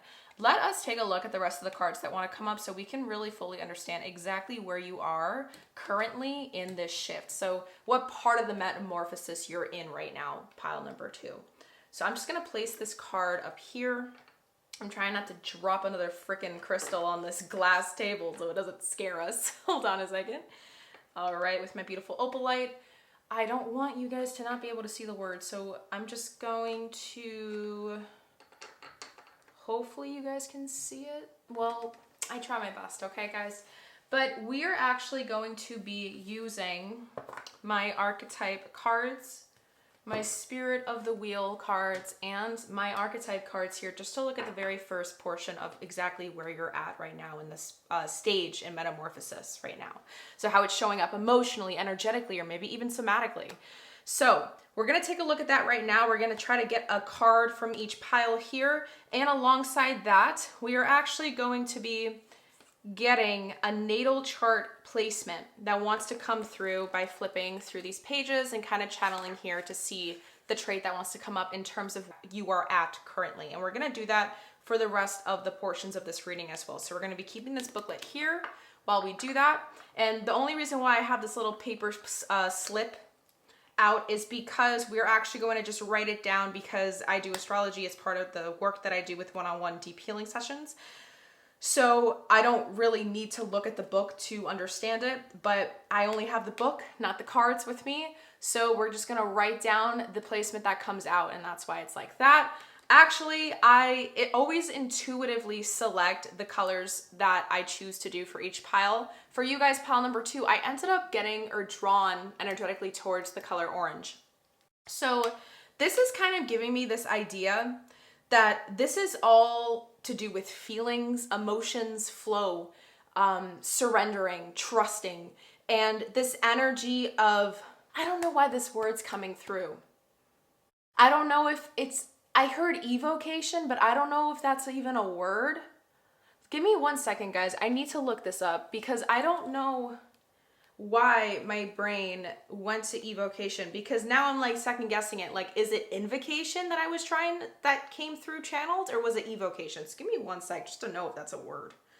Evocation. Evocative. Oh, wow. Okay, this is a word. I never used this word before. I've heard the word evoking. Okay, so the word that came through in my head is evocation. Conjuration also refers to a summoning, often by the use of a magical spell. The conjuration of the ghosts or spirits. This is not what I want. We want like a better definition. Evocation, there we go. Evocation is the act of evoking, calling upon, or summoning a spirit, demon, deity, or other supernatural agents in the Western mystery tradition. Oh, here's a noun. Okay, this is what I meant. The act of bringing or recalling a feeling, memory, or image to the conscious mind. An account or work of art that brings or recalls a feeling, memory, or image to the conscious mind. The action of eliciting a response. Okay. Interesting. That word just came through like big. That's why I wanted to look it up and share with you guys what I saw. What that meant. Because I had no clue what that meant at all. All right. So with that just coming through like that, you guys, some of you guys listening to this pile number 2 perhaps got inspired to, or the thing that activated this inner shift within you, the thing that made all of this start taking place inside your inner world. Pile number 2 probably came from something outside of you. Maybe you saw something, maybe you witnessed something, maybe there was like some sort of experience that someone else went through that you witnessed. I feel like you were watching something, like you observed something. I don't know how else to explain it. And it created some inner emotional reaction. Maybe it could have actually been like a song too. Like that is something that's a good example for that. Like when you hear a certain song and lyrics in the song, it like something hits you on the inside and it starts evoking emotion. Because it really just feels like this was something that came out of the blue and it was in the middle of your normal, typical lifestyle. Like this wasn't planned. That's at least what I was channeling first off. So let us get into the cards now and really piece it all together. So let's shuffle everything first, get all the cards out so we can just flip them all over at once along with the natal chart placement that wants to come out for us, okay? So what part of the metamorphosis is pile number 2 currently in right now? What part of their metamorphosis is pile number 2 currently in right now? Thank you, Source. All right, so we got one card coming out here. Let us continue to shuffle, beautiful souls. What part of their metamorphosis is pile number 2 currently in right now? Ooh, okay, we got one card coming out here. Beautiful, thank you. And using my archetypal cards. Beautiful. Let us see the archetype that you're embodying right now. Where are you in this? What part of their metamorphosis is pile number 2 currently in right now? Thank you. All right. We got one of everything. Perfect. For some reason, I feel called to look at the back of the deck for the archetype cards I have here. So we are going to do just that. For some reason, I feel like it's going to help us for something. So we have God, the God archetype of God, with light attributes being benevolence and compassion, recognizing the eternal force within yourself and others. And shadow attributes are despotism and cruelty, using power to control people. Okay. We're going to place that right here. And let me just make sure we got space for everything. Perfect. Now, before we reveal all these cards, let us get the placement that wants to come out. So what part of their metamorphosis is pile number 2 currently in? What part of their metamorphosis is pile number 2 currently in? We have Saturn in Aries with risk. Before I write it down, actually, I'll show it to you guys. We have Saturn in Aries with risk. Number 1, the suit of ambition with the planet Saturn. Saturn, ambition, Aries, self-will. That's the first house.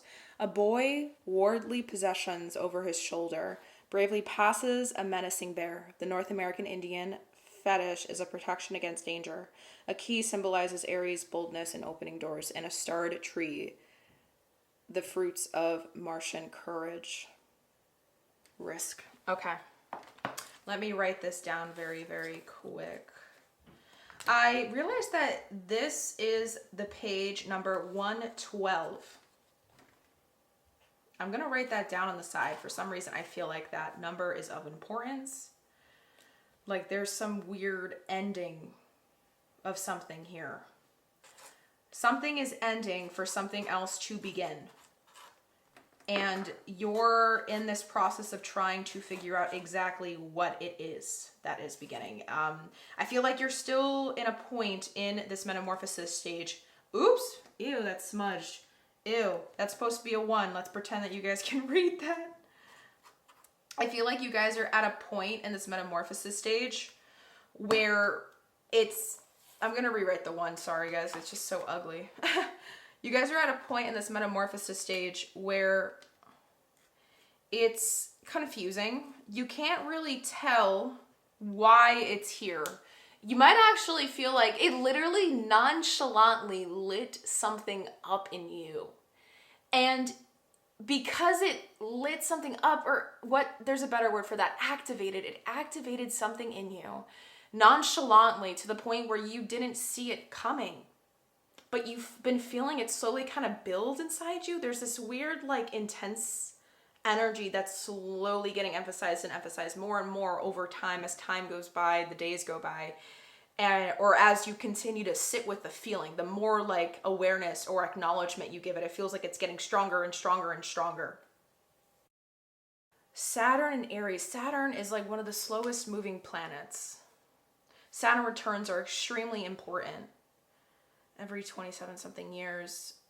And Aries is like the most childlike, in my opinion, zodiac sign, because they are the beginning of the story of the zodiac wheel.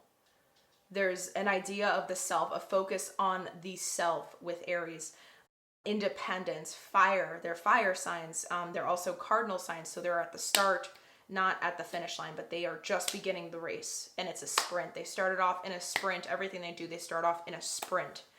So this feels like the initiation of something, but you're still a slightly ever so slightly entangled with this old you. There's some residual energy here still that's still trying to get slowly released, and it's really uncomfortable. I keep coming back to this energy of it being a very uncomfortable process. I hope you guys can relate, but that's exactly what is coming through. Let us take a look at all the cards and piece everything together, though. So let's put this up here. Hopefully you guys can still see it. All right, so for the Spirit of the Wheel card we have for you in terms of exactly where you are at right now, currently in the shift stage, we have Butterfly Clan coming through with mental clarity. Oh my God, didn't I say awakening? Yes, awakening and beauty, the 8th, number 8. A transformation, mental clarity, awakening, beauty, resolution. And like, if you look at this image, the way that she has her hand on her heart, it also, I realize she's wearing all black. It's kind of as if she's grieving something, the death of something, for something new to come through. And it came through by making amends with something, finding peace with something. I don't know. There's like a hint of serenity in the air in terms of how this shift is making you feel, but it's like bittersweet at the same time. Like, it feels like a breath of fresh air, but also this feeling of suffocation all entangled into one. Let's continue to piece everything together. For the archetype card for you, we have absolutely nothing. We have a blank card. And I don't believe in accidents here, guys. Maybe that's why I felt called to look at the back of the deck. I just realized that now. You are literally going through the exact point in your shift where you don't know who you are yet. You are still trying to figure out exactly who you want to be, or the energy you want to embody moving forward. I feel like you learned something huge or something big about yourself, pile number 2. Like, maybe that's why that word of vocation kept coming through in my head, because it really feels like an epiphany of some kind that you didn't see coming just hit you. And you don't really know what to do with just the information. Like, you're still in this process of digesting it all. That your energy, your frequency hasn't had a chance to fully settle in any type of archetypal energy just yet. But the fact that I did feel called to look at the back of the deck for this archetype deck I have, it shows to me that this is being driven by source. Like, I feel like this is source reassuring us through this that, hey, I know it feels like you're literally in this in-between stage, or like this weird purgatory, like it's stagnant. You don't know whether you're moving forward right now or moving backwards. You literally just feel like, what the hell is going on? But trust me when I say this, you're feeling all these weird things because there's something happening beneath the surface that you can't physically see with your own eyes. It doesn't mean that there's nothing going on. It means that there is something going on, but it has yet to reveal itself to you. So you don't have that clarity yet, and it feels very uncomfortable and weird. I'm hearing take deep breaths, take deep breaths. That's something that's coming through in my head. Let's take a look at the archetype card that wanted to come out too. It's funny, I have 2 archetypal decks coming through. So let us see. We have the gem. I love the fact that you guys got this card. And the reason for this is because of the imagery here. If you think about the gem, she, I don't know why I said she, but it feels like queen energy, if that makes sense. Maybe that's why I said she, because there's royalty, majestic, but also like a gracefulness to it. And maybe that's why I associated it with a queen, like a she. Regardless, moving forward. Everything else here is black and thorns, and it's entangled in this mess. It's residual crap. But the middle is all rainbow and shining and shimmering, and it's the center of attention. It's the star. It's where the clarity is born. Something awakened in you. Maybe you were stuck in a rut. Maybe you feel like you hit rock bottom at some point recently, pile number 2. Something woke you up, evoked something in you to make you realize that this isn't the end, that you got to keep going. Okay, this is a very specific channel message that came through. Not everyone's going to resonate. I don't even know how I'm going to say this without YouTube hating me. Let me figure this out, because I'm also looking at the number 8, and that's the 8th house, the house of death, the house of shadow work, deep shadow work, crisis-like feelings where you're going through the spiritual awakening, but you're at that dark night of the soul stage where it's very hard to get out of. But once you get out of it, it feels like this. It literally feels like a gem falls in the middle of all this crap you're dealing with, and it shows itself to you. And then your eyes get drawn to like that sparkle because you didn't see it. It was always in this dark gunk. So it's like, oh, whoa, there's something here now. What is it? It feels like you're still in this process of figuring that out, but you have an epiphany at the same time. I don't know how to explain this, guys. It's crazy. Wow. This is crazy. This is helping you see life in ways, in color, in ways that you never thought was possible. You're being reborn. There's this feeling of renewal. There's a feeling of a rebirth going on, like literally. Don't take what I'm saying lightly. I know that it's like all that wishy woo magical crap words that I'm spitting out, but what I'm saying, like renewal, it literally feels like your spirit, your essence is going through some weird like recycling process. Like you're literally recycling parts and pieces of you to make it into something even better than you ever thought you could. I don't know if that makes sense, guys. That's everything that's like all these channeled, like the images in my head. It's insane. And you're right at the beginning of it. You had such a negative mindset in the past, pile number 2. That's why I said I don't know how YouTube's gonna feel, but some of you guys didn't like your life. Some of you guys didn't want to be in your life, if you guys get what I'm leaning towards. Some of you guys dealt with depression, perhaps. I'm not a doctor. This is all being channeled, divinely guided, and I am just the mirror showing you what's coming through, the space holder to help you guys heal. Moving forward, though, it just feels like you guys were on one side of the coin in your life and it got flipped over, and you're seeing things completely different because of this gem that just fell in the middle of all this crap you were going through. And this is literally...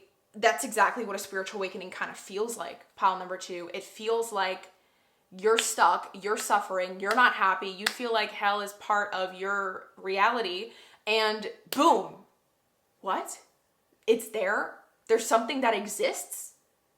Holy crap, what is this? I want to understand. It feels like you're kind of going through that. Perhaps that's why the risk, the Saturn and Aries came up, because this is a journey that you're literally on the verge of beginning. You're still beginning. It's so beautiful, but crazy. And I'm hearing the word sloppy. I don't like that word. I don't think anyone likes that word, but it feels sloppy. Like it's a sloppy, beautiful chaos. Okay.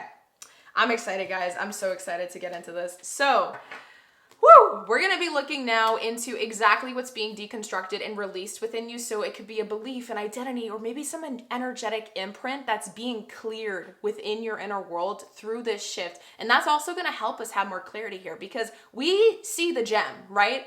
This current phase you're in, you're seeing it now. You're starting to have some sort of awakening. You're going through it. It's hard. Like awakenings aren't fun. Whoever says spiritual awakenings are fun, they're lying to you. It's not. But we need to know what this is. We want to understand what's surrounding this gem. I feel like this next part of the reading is going to help us understand that better. So, Source really wants to show you these things. There's a reason why you were drawn to this reading, this video, pile number 2, and let us unravel it together. We're actually going to be using a deck that I recently just purchased. This is absolutely my most favorite tarot deck that I own. And I don't think it's ever gonna stop being my number one, because the way that they created this picture, look at the psychology, look at the depth. It shows you the conscious and the subconscious aspects of the sun with that box. It gives you so much depth, so much different ways to go deeper in the understanding of these cards.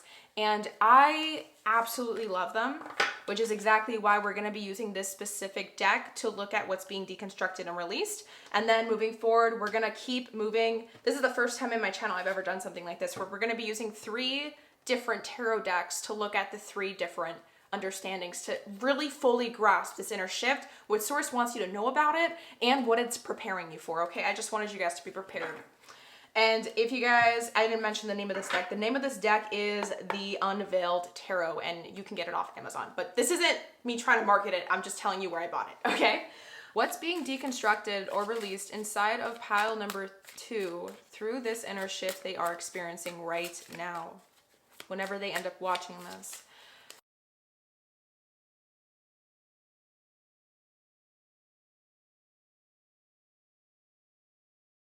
All right, I have no idea how many cards I got, but that card is going to be a significator. The back of the deck energy we have for you is the Ace of Swords. Yes, currently, pile number 2, you're having a huge ASS awakening. I almost said that out loud.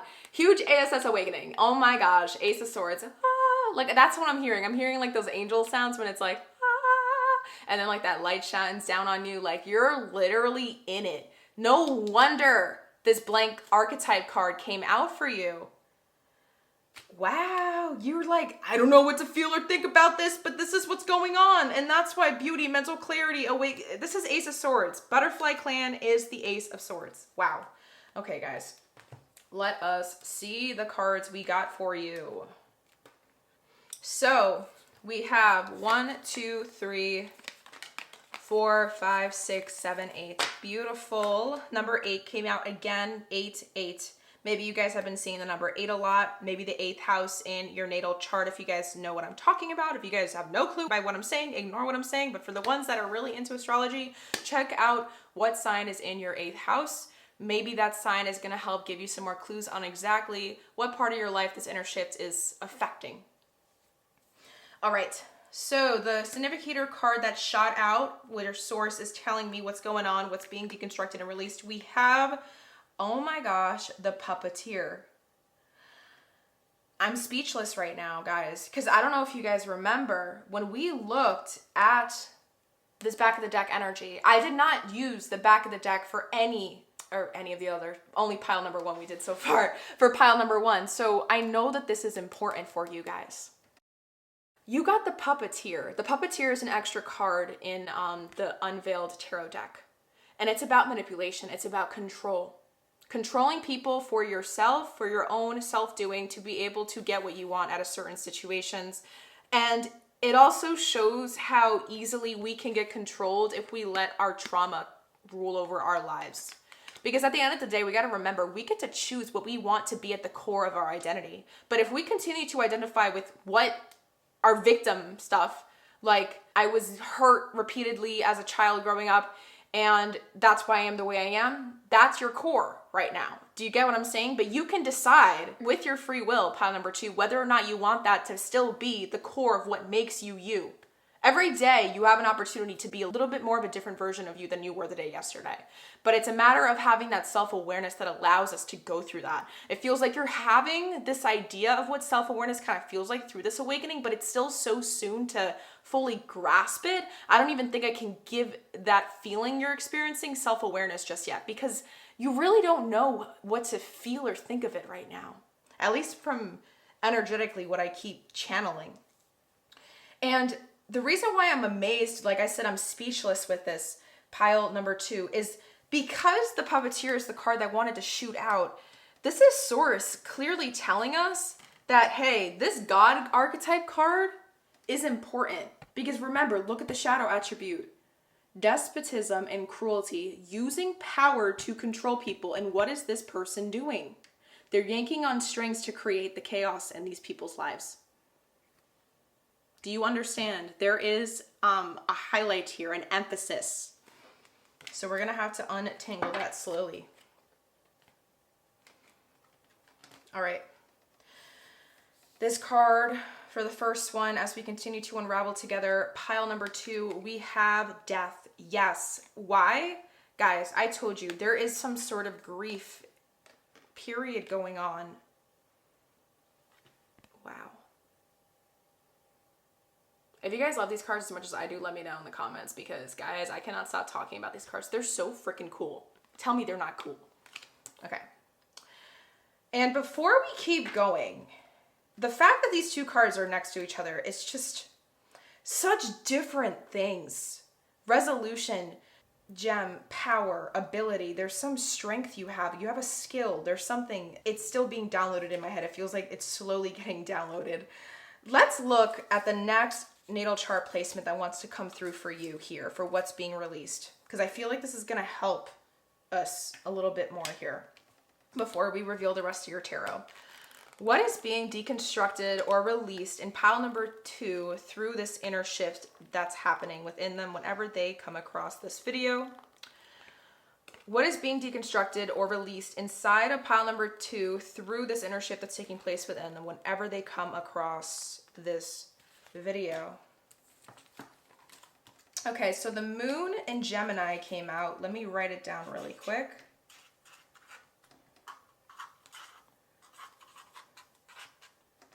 With the keyword adaptability and the number 3.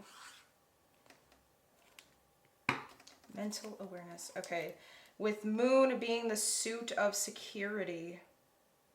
This is the suit of action, the suit of security. Puppeteer. Manipulation, adaptability, flexibility.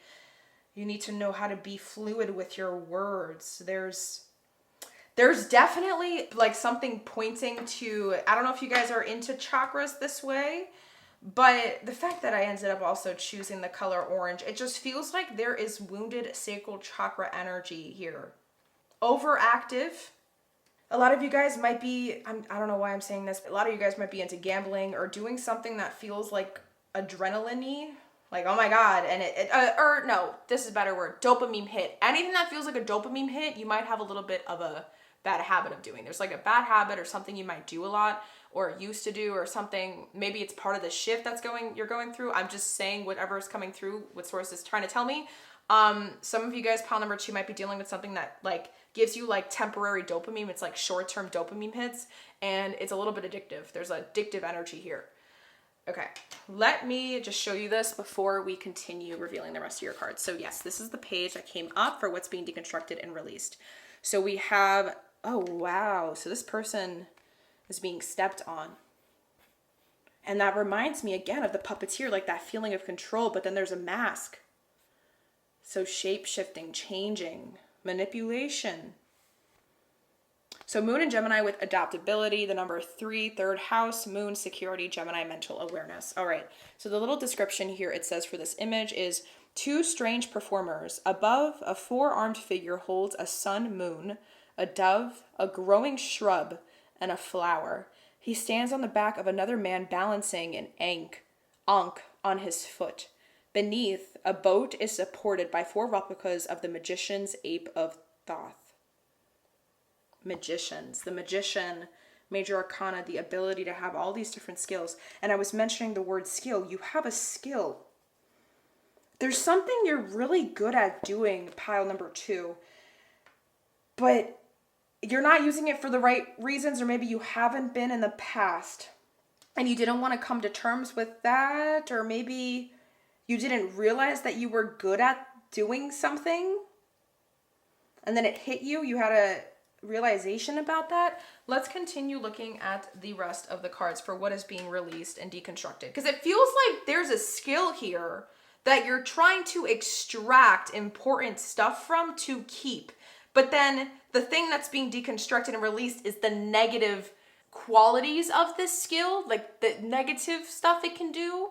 All right, for the other cards here we have the Queen of Wands.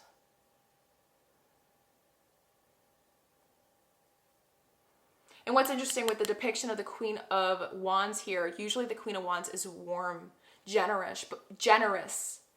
You know, she wants to help everyone else get to where she is. But with this depiction, it shows you the fire, that fiery aspect to this queen.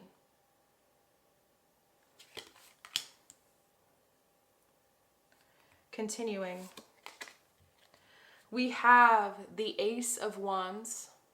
Again, this feeling of fire. And then that feeling of like having to go through thorns to get to that clarity. I don't know if you get what I'm saying, because his arm is like in it. And that reminds me of lava.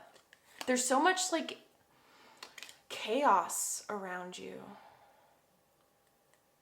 Okay, next up we have the Three of Swords.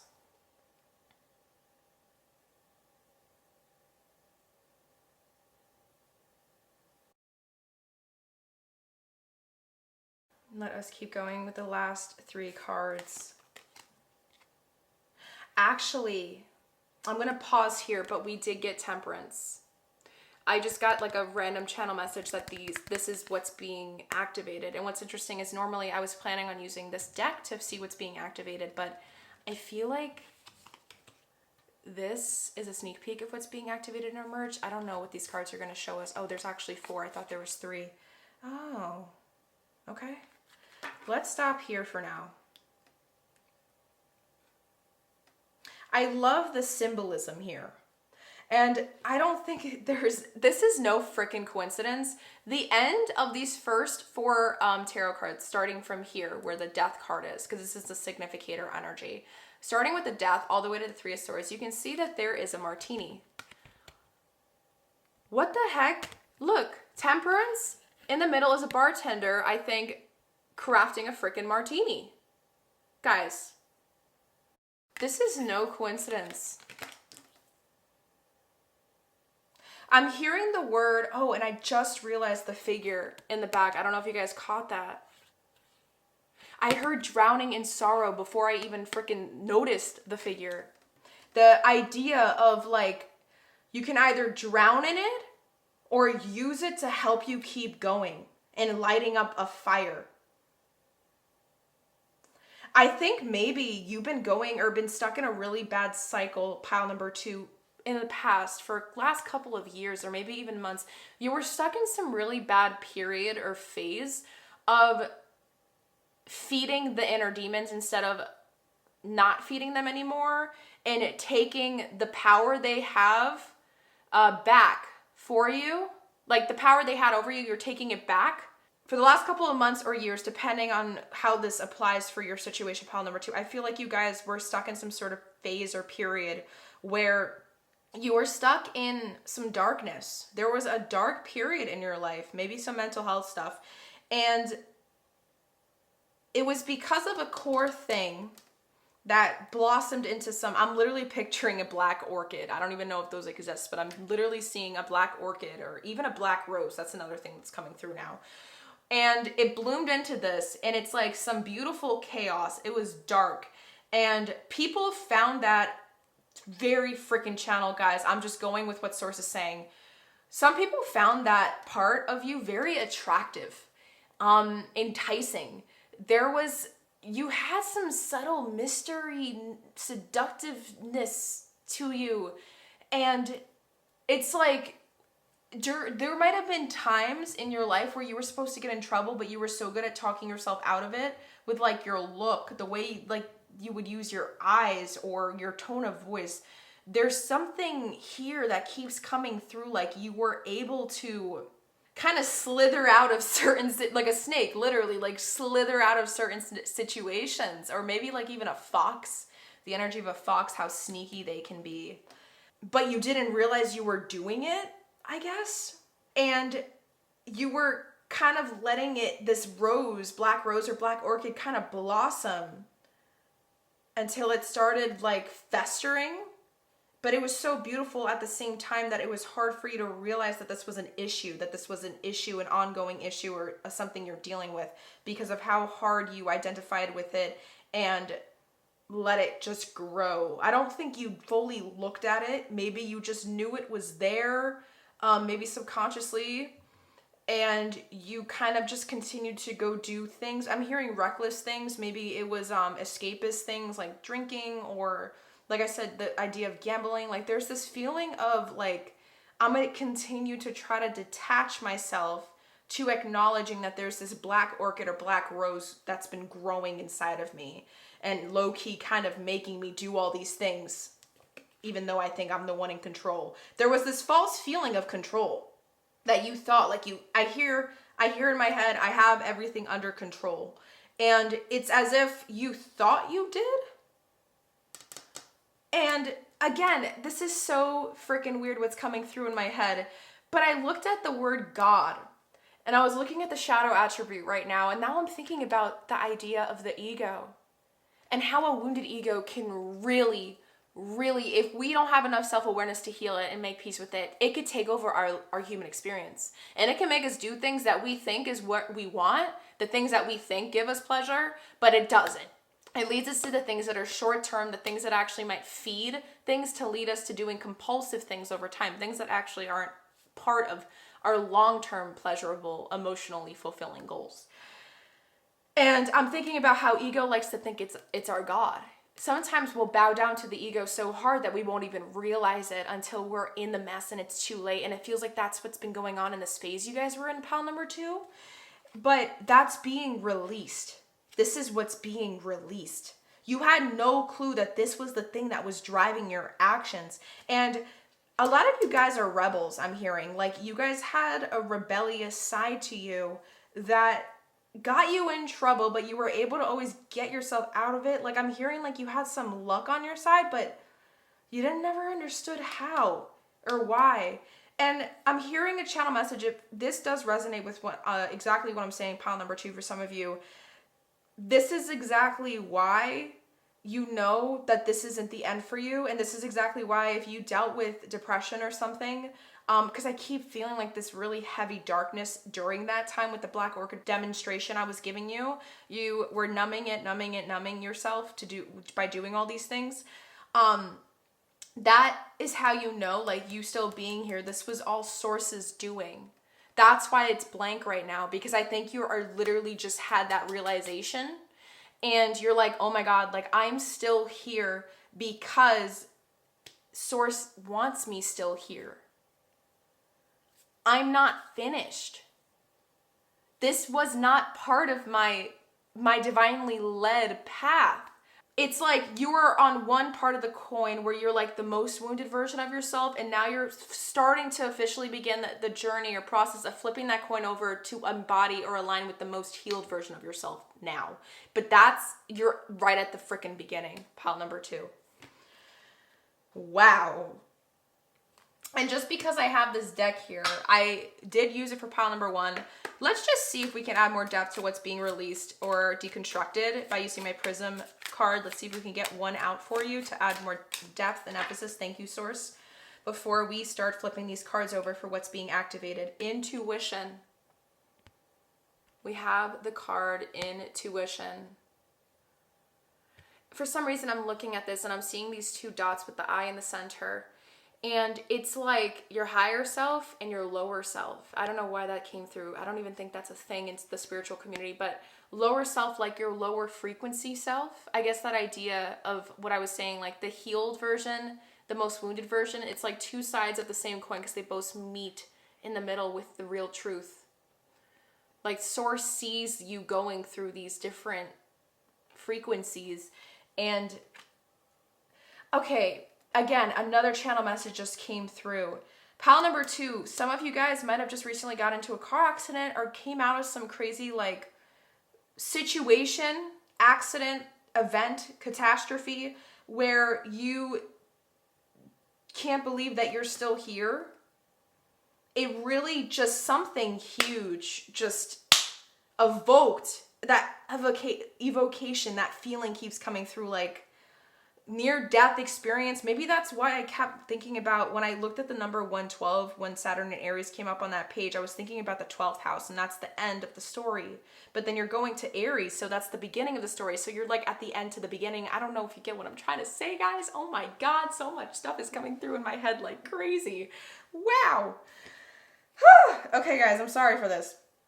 But temperance here is like, okay, another thing I gotta say before I keep going, for me to keep going. This is so beautiful, the whole thing that's coming through. So this is the beginning of what's activating or emerging within you. Do you guys not realize the bigger aspect of this card for what's being deconstructed and released is the cocktail, the martini, this person drowning in it? But the smallest part of the card is the person making the drink and mixing it. Like, you are more like, this part of you that's being activated or emerged is the part of you that wants the healing to happen with temperance here, that wants you to start marrying your current reality with the higher, most healed frequency reality I guess you can experience right now if you decided to. There's an aspect of needing to make a decision or a choice, like an intentional, conscious decision for yourself to continue the shift forward, or for it to fully take full place. I don't know. It's weird. That's what I'm hearing in my head. But let us look at the rest of these cards that came out. So what's activating or emerging in you? Like, what inner qualities, soul gifts, or embodied truths are coming through? Yeah, we're seeing this. But what else is Source trying to awaken within you, pile number 2, through this shift? We have the Chariot. Yes, taking freaking action. This is immediately like the idea of the race car, and then there's like that, I don't even know if I could call this a warrior or a gladiator. This feels like they're charged, like they're about to enter into battle energy. This is immediately reminding me of like risk taking too, like this person's jumping with the finish line, the flag. That's exactly what Saturn and Aries energy is. Like, they're taking a risk. You're taking off. Some of you guys, this might actually have to do with like a realization about, I don't really believe in soul purpose or life purpose. I don't believe that like your purpose is to be a chef. I don't know if you get what I'm saying. But it feels like for some of you guys, like there's an essence or a hint of that in your experience that you're going through. Like this shift has to do with like a realization of what you want to do for your life, or what the most important thing for what you want to experience in this lifetime is. Like you're having a little bit of a realization about that now, because you went through this whole, like this big darker phase prior. Next up, we have the 10 of Pentacles. Yes, like long-term legacy building, like something to do with what wealth means to you. You're like realizing that, and that's activating like what you genuinely want. I don't know if you get what I'm saying, moving forward. And lastly, we have the 9 of Swords. And I love that it falls directly underneath. Oh, look, and look at the symbolism here. You're safe. Nothing is touching you. You think all these problems are real, but in reality, look at the bubble. This being is safe. They're not being touched. They're not being hurt. It's just the chaos that your mind's trying to create. And that's why I feel like that ego thing is coming through. But this is, oh my God, reminding me of intuition. Guys, this is crazy. You're realizing that you were creating this reality for yourself. This dark black rose or black orchid, it was part of you continuing to feed that reality. You were continuing to feed it, so it just kept growing. But something happened on the outside of you that woke you up and made you, it's starting to activate and emerge a side of you where you're like, oh my God, I actually don't want to do this anymore. What am I doing to myself? Like, I'm done with this. I don't want to do this anymore. I'm done. And you're still in this process. I don't feel like you fully made it out yet, but it's like, it's still so fresh. Does that make sense? And let us see a final little Prism Oracle card that wants to come through for here. And then we're also going to see any natal chart placement for what's activating or emerging. So what else is Source trying to awaken within pile number 2 through this inner shift? What is Source awakening inside pile number 2 through this inner shift? Yes! Oh my God, guys, I kid you not. And I looked at the back of the deck, so I think it's important to show you guys protection. You're protected. There's no coincidence here. This is literally feeding into exactly what I channeled earlier. The two little locks here, the fact that, oh my God, where's my finger going? Because I'm trying to look at the camera while I'm talking to you to make sure you guys can see everything. So these two locks are kind of interconnected. They're interlocked with each other. This is no freaking coincidence. Why? Because I was telling you about that analogy Of the lower self, the lower frequency of self and the highest frequency of self we can embody, or the most wounded with the most healed versus either or. There's always a polar harmony in the middle. And this is feeding back into that story that we first read when we started your reading pile number 2. You're marrying these two worlds and you're realizing that you are the only person in this entire planet, because you're the only main character of your life, pile number 2, that can decide whether you want to stay in the most wounded reality version of life or the most healed reality version of life by choosing what to embody for you now. You're having a little bit of a self-awareness, clarity, epiphany-like moment because of it. And this is also showing us, with the back of the deck being protection and these locks, this is showing us that this was all divinely guided. That dark black orchid, black rose analogy, that example of that phase that you literally just got out of because of the shift that's taking place, it was all planned by God or by source, whatever you believe in, by spirit. Maybe your future you watching over you, waiting for you to learn so you can align with the timeline that you need to be at to have the dream life you've always wanted. Whatever it is, whatever you believe in, pile number 2 was always watching over. And it knew you had to go through the worst of the worst to realize that there's another side to that. There's the best of the best too. This was all protected, and that's why even when things got crazy hectic, you still were able to get through it. You're still here. You were still able to overcome it because you had this skill that you thought was just a skill, but in reality, that was divinely created. This was all planned. Oh my God, I'm like literally my brain's exploding. Guys, this is crazy. And the fact that we got flow, you guys remember me saying this? You guys remember me saying this, flow. I was literally repeating this over and over at the very beginning of your reading because you're learning how to marry these two things together so it releases the rigidity. The fire in you that once scared the bejesus out of you, pile number 2, or whatever this core trauma, there's something here, pile number 2, that scared you so hard that you tried not to look at it by distracting yourself, by living a completely different life, and it was a black rose, a black orchid growing. You're looking at it now. Or you're trying to start this process of looking at it because you know that there's a lot of power that's being held in there, but you got to get to the source of it. You got to get to the root of the flower that's growing. And in order to do that, you got to flow. You got to embrace. And that's activating and emerging within you. You're learning how to release the need to always be in control of what's going on. And I think you're also learning how to kind of soften up your own ego. It's still so new though. Like it literally feels like this is all still so freaking new. Oh my God, guys, this is so like crazy. I hope you guys are taking notes because if you guys can't tell, there's so much stuff that's coming through. Now, let us kind of marry everything together. And I was going to look at the natal chart placement though. Let me see if I can get one more for you before, because I was going to start moving into what the shift is preparing you for. But maybe looking at one more natal chart for what's activating or emerging might kind of help even give more clarity and information. Let's see. All right, so what is activating or emerging inside of pile number 2 through this inner shift that's taking place? What is activating or emerging within pile number 2 through this inner shift that's taking place within them whenever they end up coming across this video? So we actually received Venus in Libra with the keyword being indecision. Venus is the suit of love in the 7th house. I love this for you because the 7th house is also aligned with the descendant sign in our chart, which is the opposite of what the ascendant sign is, aka your rising sign.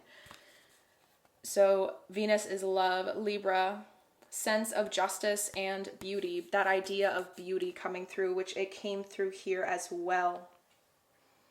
Okay. Oh, and I didn't read the reference of this image. So, and there's a strong image here. There's polar crying, and then let's see. Libra lies between the gentle perfection of Virgo and the dramatic emotions of Scorpio. That's exactly what I'm feeling. I've been feeling that. The intensity of Scorpio, yes. The constellation of the Virgin contrasts with the sting of the Scorpion. The hourglass shows time representing the eternal Libran dilemma in finalizing a decision. Yes, because they want to make sure everything is like harmonious and balanced and there's a fairness to everything they decide to do. Like there's a justified reasoning behind everything they do. Okay, so Venus in Libra with indecision in the 7th house.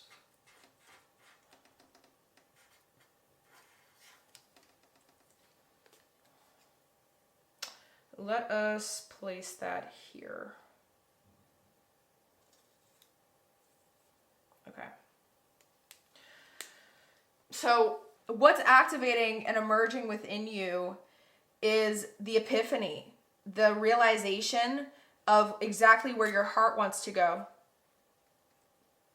Because your heart has been drowning in this pain for so long, and you continue to feed that pain by doing all these crazy, reckless, not the escapist type of things that helped you distract yourself from it. And what's emerging is the realization of what you really want your life to look like, where you really want to be 10 years from now. You know what I mean? You're realizing like, I can't keep doing these same things and expecting different results type of stuff. And it's like beating that indecision keyword. You're having a clarity moment where you're realizing, how can I stop feeling like I'm in this loop that I can't get out of? And that's the clarity. This is the Ace of Swords and this gem. All right, that's beautiful. Now it is time to look at the shift that it is preparing you for. So let me see if I can slide these cards up to give us space. Hopefully we'll have space to do this. And let us just go right into it. I'm sorry if you guys can't see everything. I am trying my best here with the space I have. All right, so we have a little bit of space. Let's see what we can do. Let me see what deck, because we were supposed to use 3 decks of the cards for each question, but then Source just drove us to a completely different location. So I feel called to use the Light Seers deck. I was going to use the Good Tarot deck for what the shift is preparing you for, but I feel like you guys are meant to use the Light Seers, so let us do that now. So what is this shift that's happening in pile 2 preparing them for? What is the outcome? What's coming out of this shift? What is this shift in pile number 2 preparing them for whenever they come across this video?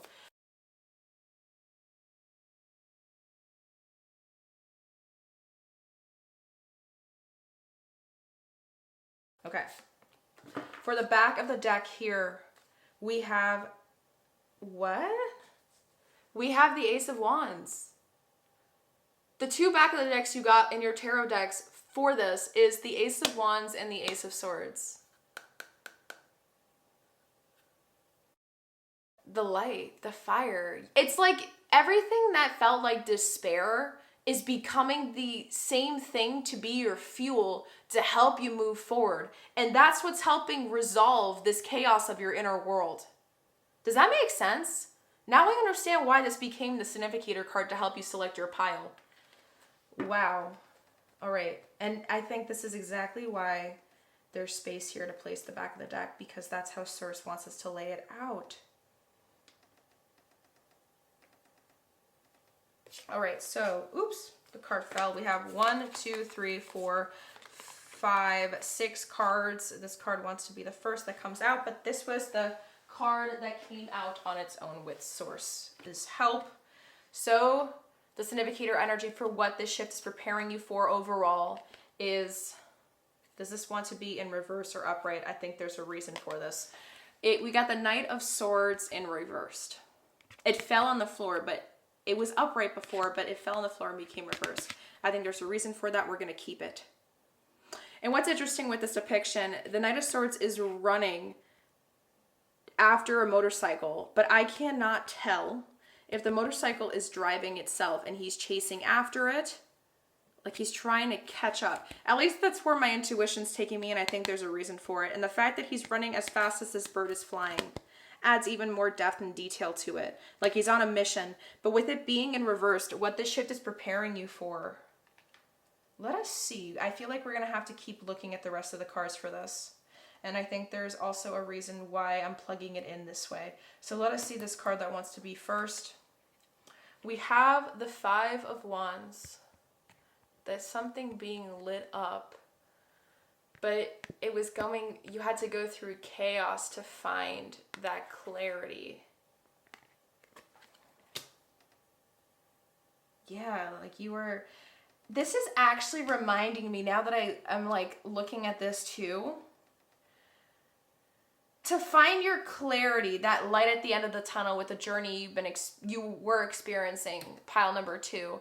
It's like Source made you go through this, that analogy I gave you with the black orchid, black rose, because Source was trying to show to you what you were chasing wasn't the real thing. It wasn't the real pleasure. It wasn't the real thrill of life and excitement and living, the emotional fulfillment. And you needed to learn what you were chasing wasn't, like it wasn't the real thing. Like you had to realize that first in order to go chase the right thing next. Does that make sense? It's like, this is preparing you for the real thing now, not the thing that disguised itself as what you thought you needed. I'm hearing like there was a weird dependency on it. This might actually just be a dopamine addiction, guys, that you guys dealt with. Before we reveal these cards here, let us also take a look at my Fortune Oracle card and see what wants to come through for what the shift is preparing you for. And then we'll also pull out one more natal chart placement too for what this shift is preparing you for. Because I want to also give you guys like physical things, like maybe there's something on the physical world that it's preparing you for. But so far, from what we're gathering, this is an inner shift that's going to help you overcome something in your real life, earthly world body. Oh my God, Source. Okay, this card was aggressively trying, and so was this one. No, this one. And this one. Okay, you guys have 3 cards. That was aggressive. I don't even know how the deck did that. All right, so we have, I was planning to just get 1, but you guys got 3. So we have Lovers with the number 18. And now this is reminding me, I think, no, this is the Moon card. I'm thinking about the number 18 in Major Arcana Tarot. There are 2 paths ahead. Be true to yourself. Yes, this shift is preparing you for the ability to say no to your old way of doing things, to that phase that you were in. This is preparing you for the ability to put your foot down, stop it in its tracks and say, listen up. Pile number 2, like talking to yourself. We know that this isn't taking us anywhere good, so we have to stop going to that dead end again and again and again. Let's change. Let's turn around. Let's see what's behind us if we stop focusing on where the instant gratification is. Does that make sense? Okay, that's crazy. No wonder. It's like an initiation period. And that's why Saturn in Aries, with one of the slower moving planets, is in Aries. One of the fastest moving signs and the most impulsive and reckless are together here with Saturn and Aries risk. Because you are literally in the slow process of unraveling the initiation energy you need to go after what it is you need with the Chariot card. Five of Wands is showing you the journey it's going to take for you to take yourself out of this abyss. See how the dark starts slowly becoming light in this cave of darkness. That's why the Ace of Wands is the back of the deck with the Ace of Swords, guys. For the last 2 cards you have for the Oracle, we also have Birth with the number 4. Universal energy brings you opportunity and possibility. And I love it says universal energy because this is reminding me of the God card. It's bringing you opportunity and possibility. Yes, this is the entire thing you've been going through. I'm hearing all your life has been preparing you for this very moment, for you to choose you now, for you to officially choose you. Lastly, for Oracle, we have the Unicorn with the number 33. We have the number 3 here. Maybe the 3rd house might be of importance for you guys if you check out your natal chart, if that aligns. But if not, ignore. But this is about action and change. Success, hope, freedom, healing, and magic are all available to you if you just believe. If you just believe in yourself to be able to do this. This is your higher self looking. This has all been planned for you to meet yourself where you're at now and look at yourself honestly in the eye to make that decision and say, look, I know where I want to go now. I know where I want to go and I know where I don't.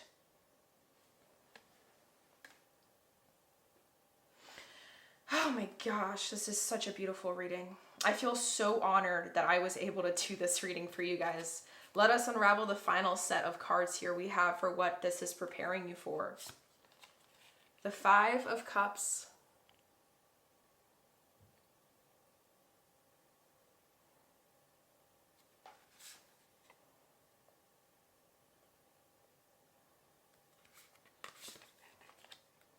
The 9 of Pentacles. My gosh, something huge is coming through in my head, but I'm going to finish showing you guys all the cards first.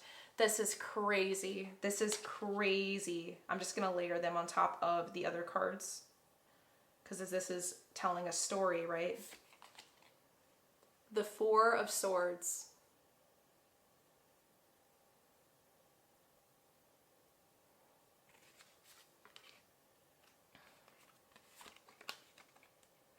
The Moon card. I said the Moon card. I don't know if you guys remember me saying that earlier. And it falls right. Wow. And lastly, the Queen of Pentacles. The queen that's living in the reality of her making, of her dream. She's living in her dream world because she got there. She did it. She made this all happen. She's as abundant as she is in this card because of everything that she went through to get there.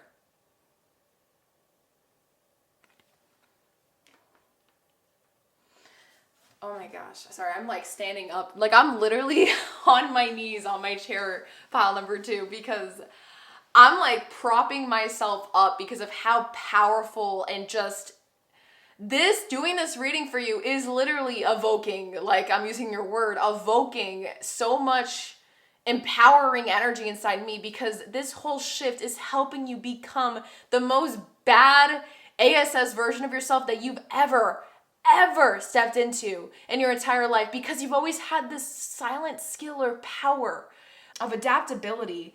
Like you're gonna be able to harness that strength and use it for good to help you align with what you really want. And the story that I said I was seeing that was being unraveled by when I was slowly flipping over your cards here for what this shift is preparing you for. This is preparing you for a new level of embodiment, a soul mission shift. Literally, greater emotional regulation, like you name it. Anything that you've dealt with in this like last phase or prior phase that you were going through in life, this shift is helping you undo that all. But it's only with the decision you make moving forward next. It's like your higher self and source is trying to work with you right now to make this all a dream come true and a reality for you so that you can really align with the thing that actually makes your heart feel full and not like just little bits of feeling of pleasure, but you still feel empty at the same time because that's what you are constantly doing. Does that make sense? I hope that makes sense, guys. It was like fake emotional fulfillment you were chasing, but now it's different. And that was all being driven by your ego, pile number 2. Ego doesn't mean that we're self-absorbed. That's not the only thing that an ego is. An ego is something that's built off of fear, but we also need an ego to have a human experience. But because of the world and how fast everything has evolved, it hasn't given ourselves enough time to evolve with it, like technology and stuff, to the point where we have easy access to things that feed our ego in the worst ways possible, where now it can start to slowly work against us rather than for us, which it is supposed to. We're supposed to marry the dark and the light. You know what I mean? And that's what your card of resolution was talking about. This is preparing you for the ability to start doing that and showing up for yourself in that way. And it's preparing you for a journey of healing, very, very deep healing and awakening. With the Five of Cups, you can literally see a glowing essence coming out of this woman and seeping into this darker abyss. And I can't tell what this is, but to me, I see this as some sort of pearl, like something of importance, like a gem in the dark. You see how these are kind of the same? Do you get what I'm saying? You're finding that in you. But in order to find it, you're releasing the things that aren't serving you. This process you're in, that's why it feels uncomfortable right now. Because currently you're kind of grieving. It really feels like you're grieving something where this woman's wearing all black. We have the death card here starting out. There's a grieving process that you're going through that is essential of shedding. And it's uncomfortable, pile number 2. I cannot stop emphasizing that enough, how freaking uncomfortable you must be feeling physically, emotionally, mentally, energetically. Like this just feels freaking weird and it's stressing you out because of how weird it feels. But don't shut it down. This is very important. I'm hearing a very important message coming through from source. Like you cannot shut this feeling down. Don't run away from it because I'm hearing that's what you've always done. This is different. This isn't something to be scared of. This is something to embrace and do deep breathing with and co-regulate with because it's helping you unravel things that you raveled up so tightly and made like little bundles of knots inside of your inner world that is essential to be unraveled and undone to see what was in there in that pile of crap all along. Does that make sense?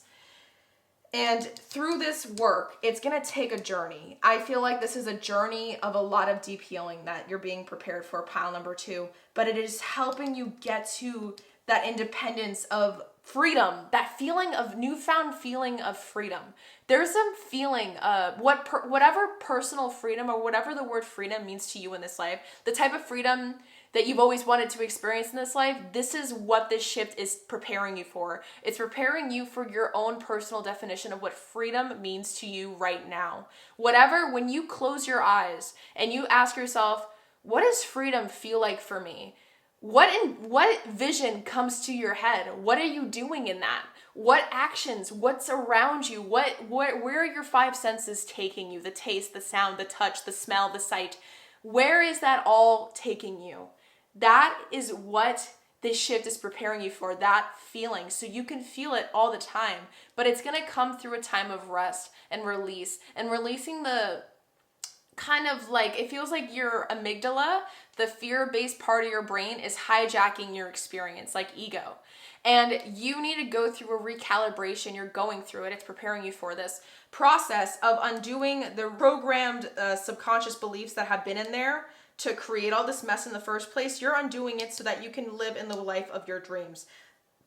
This is why it's all happening. And that's why you got the unicorn card, because this is a once in a lifetime opportunity. And the reason why I say once in a lifetime, this really feels like this is like TikTok. Like this is an important time of initiation. Whenever you come across this video, pile number 2, because this is a timeless reading of a shift that you might be going through. Source led you to this video for a reason. You need to listen to everything I'm telling you. There's something going on. This could be astrologically. Maybe there's like perfect transits or planetary alignment going on in the sky. I don't know why I'm saying this. You're gonna get it if you do it, but you gotta do it. You gotta make that final decision mentally. And once you make that decision, write down exactly what you intend to do. What is the intention moving forward? You can even do like a New Year's resolution right now. Like for the next 365 days, what is your intention? What is the theme? What is the energy that you want your frequency to be on? And how can you embody that more? Does that make sense? Oh, wow, this is intense, guys. This is crazy, but it is about taking action now with the number 33. Wow, guys, this was a crazy and a very, very different reading than pile number 1's. Like this shift, I feel like some of you guys are meant to become billionaires or millionaires. Like there's something here that is leading you to something amazing. I keep picturing like a reality that you are going to create for yourself once you overcome this prior phase. Does that make sense? Let us see the cherry on top final messages that Source wants you to walk away with after this reading is officially complete, okay? So we're going to be gathering those final messages by getting a postcard from Spirit. I love these cards. They're so cute. Literally look like postcards, right? So we're going to be reading that out loud together. And we're also going to be pulling out a Sacred Rebel card and read the passage of what that card has to tell us. All right, guys? So let us do that together to wrap up your reading, beautiful soul. All right, so let us gather the cards first. What is the final message for pile number 2? What is pile number 2's final message that they must walk away with?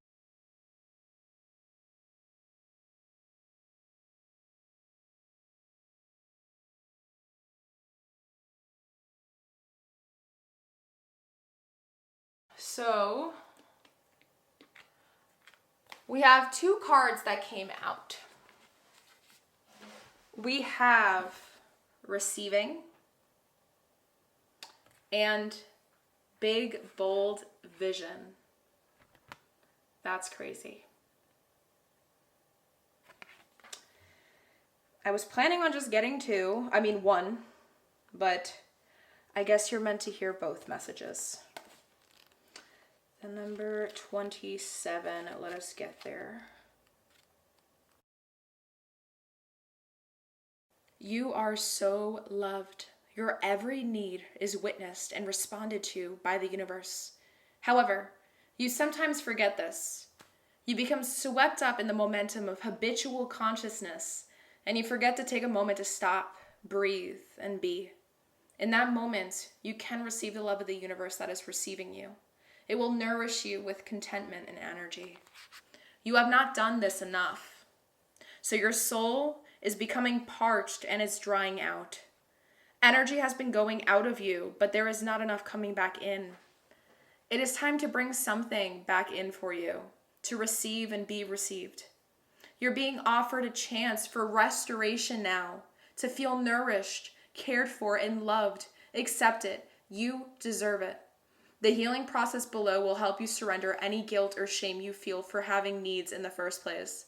It will also help you overcome any struggle that you have receiving and accepting so that your needs can be met. And this is also like a sacral chakra wound, guys. I need to mention that. Do you know how much joy the universe gains from being able to give to you? When you delight in what you receive, when you openly embrace a gift and are so happy with it, the universe is fully received by you. In this space, there is joyful communion between you and life.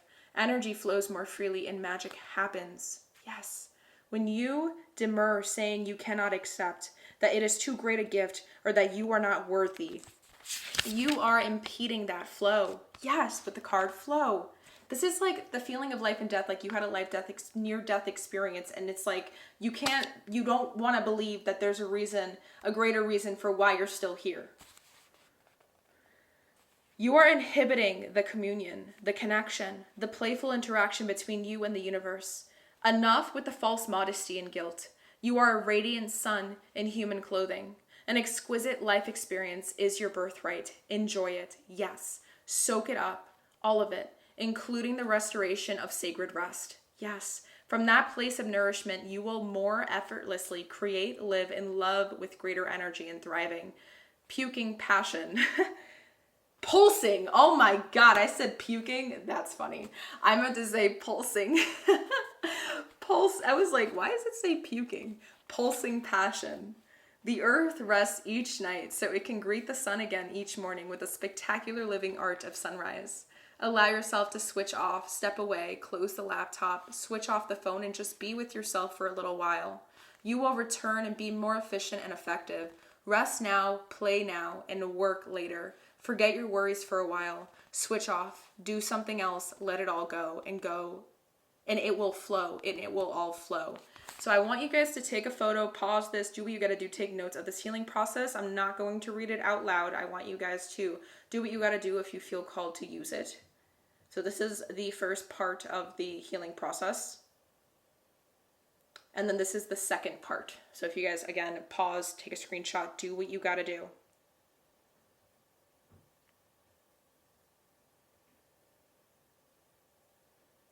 All right, let us look into the final card we received for you, which is Big, Bold Vision. There's a reason I think these wanted me to read them in order.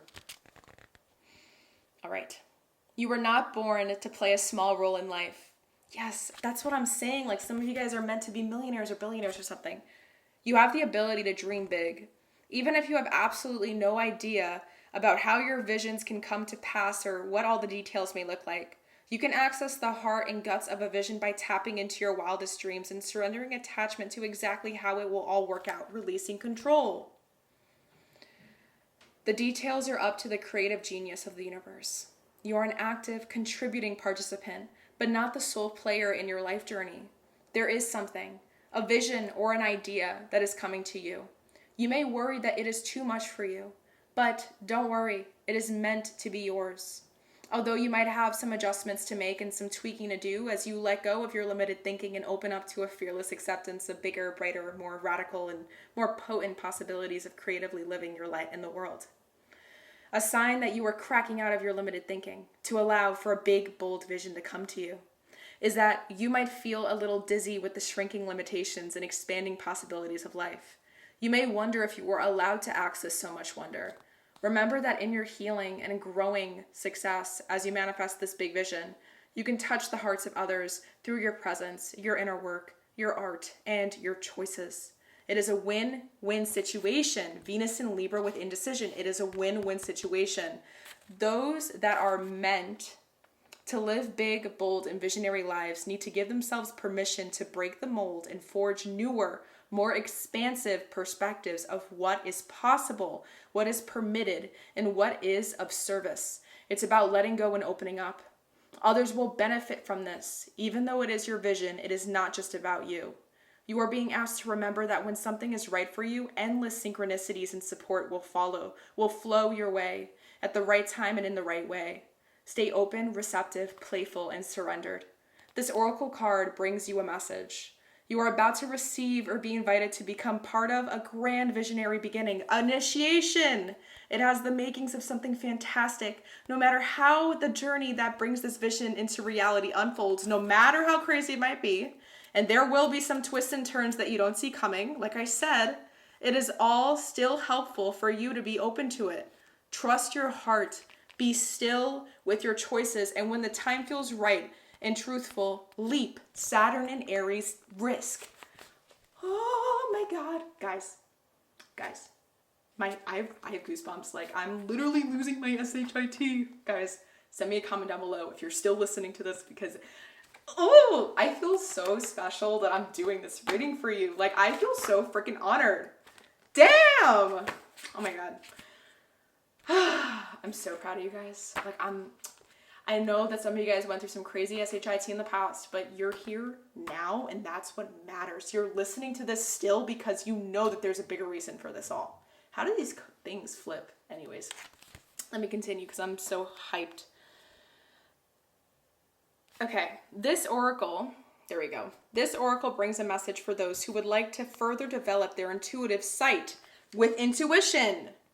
Even if it conflicts with what everyone else around you is saying or the surface of things, trust your inner perceptions. They are accurate and will be proven to be so later on. The healing process below will help you with this also. This oracle brings a general message of positive energy. Trust that things will be coming up roses for you. Roses? I was seeing a rose. Even if everything seems to be in a bit of shambles now, it's really just the essential mess before a truly spectacular success. Healing process. Take a photo, pause, do what you gotta do, beautiful soul. All right, I'm gonna turn the page now so you guys can continue pausing or take notes, screenshot the rest of the healing process practice. All right, I'm gonna close this.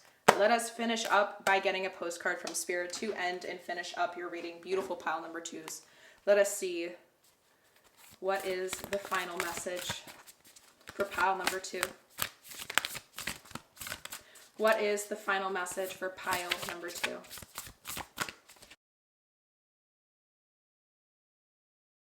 And let us see what it says.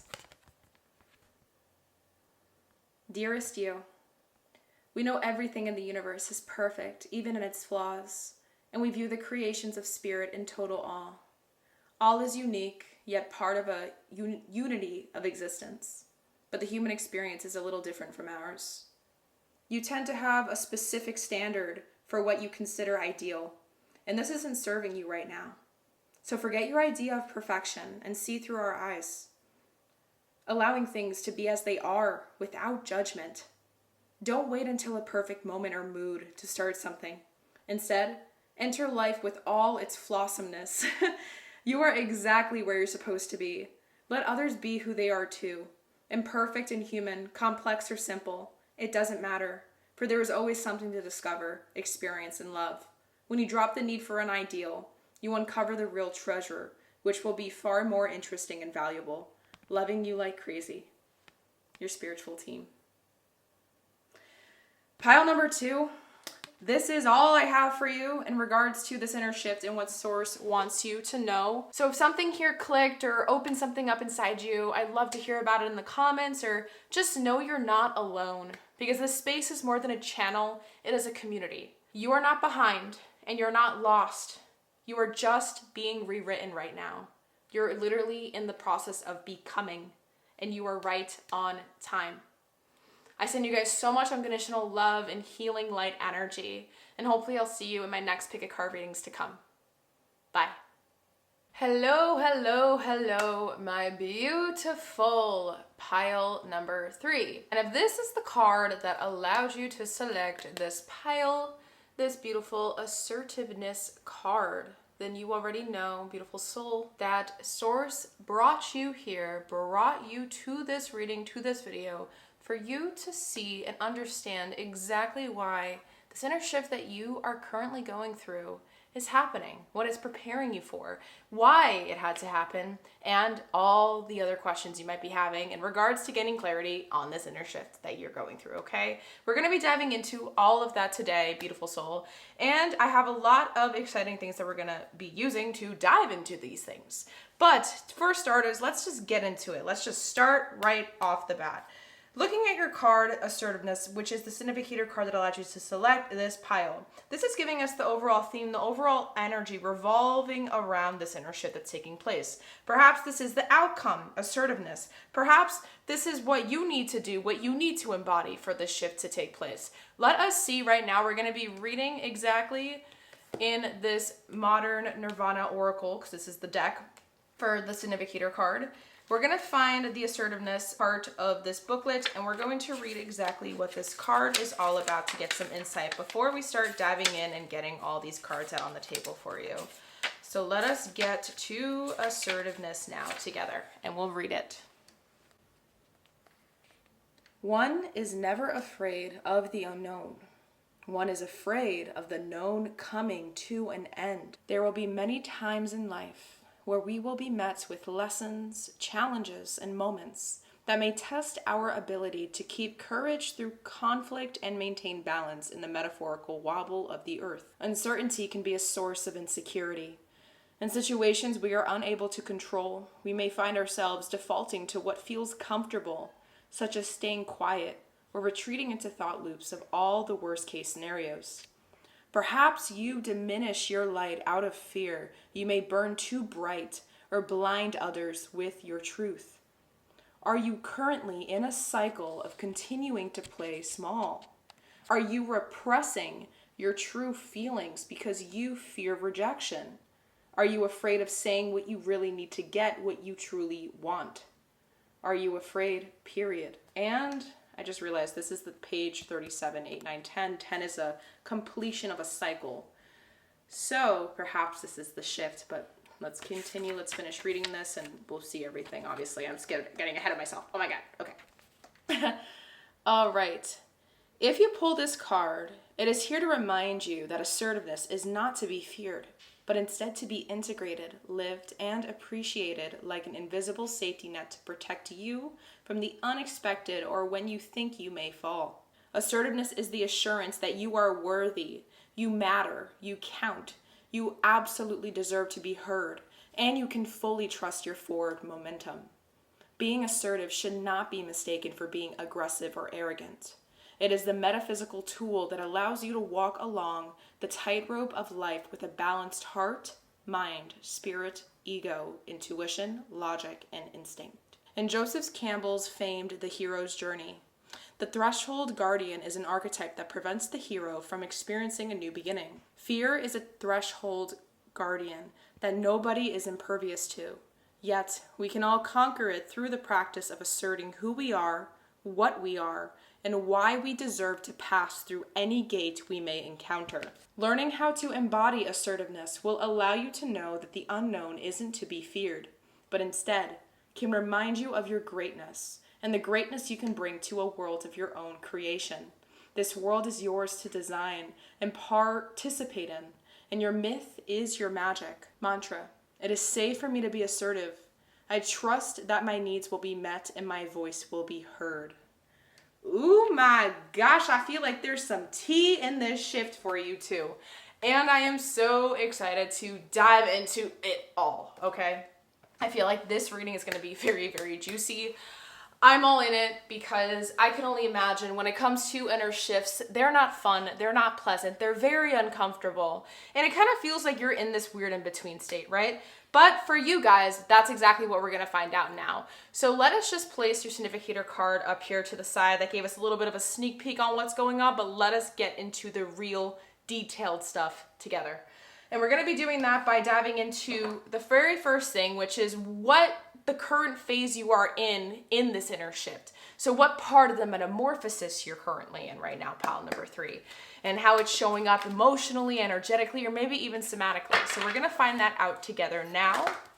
And thank you, Source. We are going to be gathering cards from my archetype oracle deck, my other beautiful archetype oracle deck, and my Spirit of the Wheel deck here. We're aiming to get one card out of each deck, but we're going to see what Source has for us today, because Source has not been following the layout or plan that I had for this reading topic for the last couple of piles that I did. Everything has been very channeled and organic and raw. So, you know, if there's surprises, there's surprises. If there's unexpected twists and turns, there's unexpected twists and turns. At this point, I'm just surrendering to the process and being the vessel that is needed to help you get the channel messages that Source wants to provide you today. Beautiful soul. Whenever you come across this video, whenever you're watching this.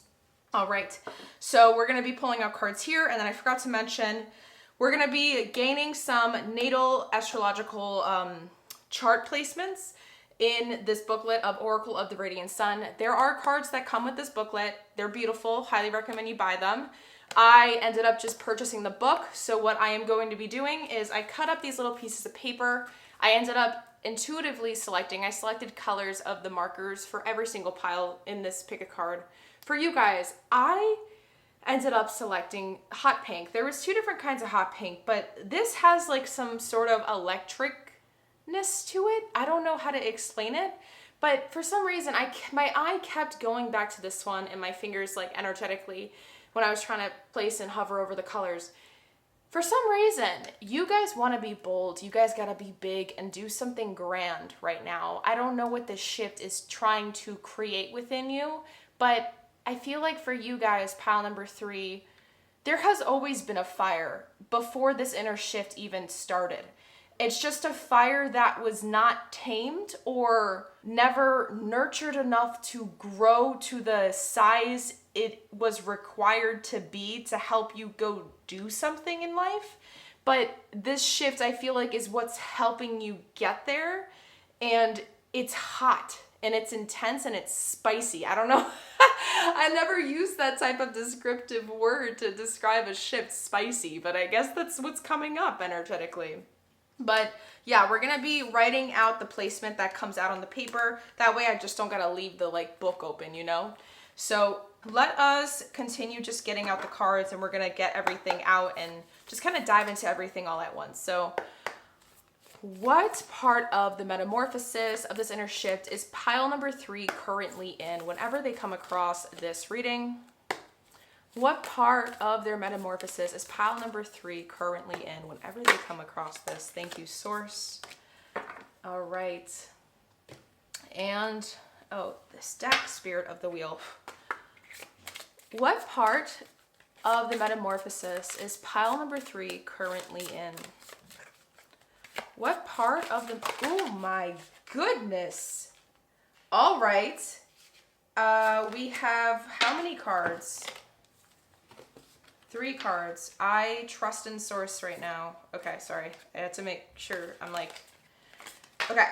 This feels kind of hectic. There's like pew, pew, pew, pew energy all over the place already if you haven't seen how the cards kind of just came out like that. This is a very easy deck to shuffle because of how small the number of cards there are. That's why I was like, whoa, that never happened when I shuffled this deck before, ever. So, and my heart's kind of like, it feels like it's beating out of my chest, literally. And I feel like I have tingles, and I didn't have any coffee. This is mint tea that I'm drinking. So there's some, like, maybe anxiety, maybe nerves, something, like it feels like you're on the edge of your seat for something.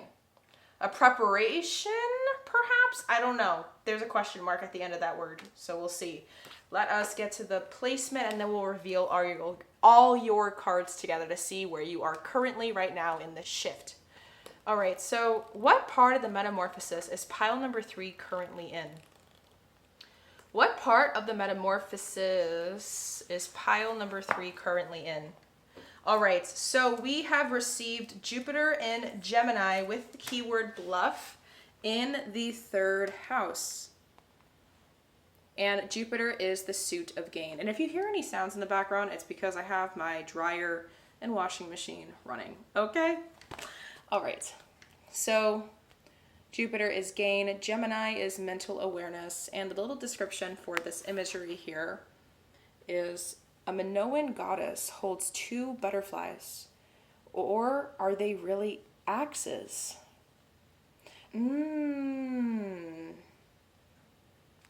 Soft to strong, soft to strong. Sorry, like there's something trying to get like created in my head to channel.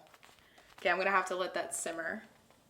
The hands show back and front, right here, as does the professional conjurer performing a sleight of hand trick. Bluff, Jupiter and Gemini, bluff, 3rd house. Let me write this down. Jupiter and Gemini, bluff, 3rd house. Jupiter in... Even my handwriting is terrible for you guys. Oh my gosh. Oh my God, I wrote on the table. See, like, I'm like, there's a weird frantic energy. What is going on? Like my hand doesn't work right now properly. Jupiter and Gemini with bluff. Okay, interesting. Let us see the rest of the cards that wish to come out.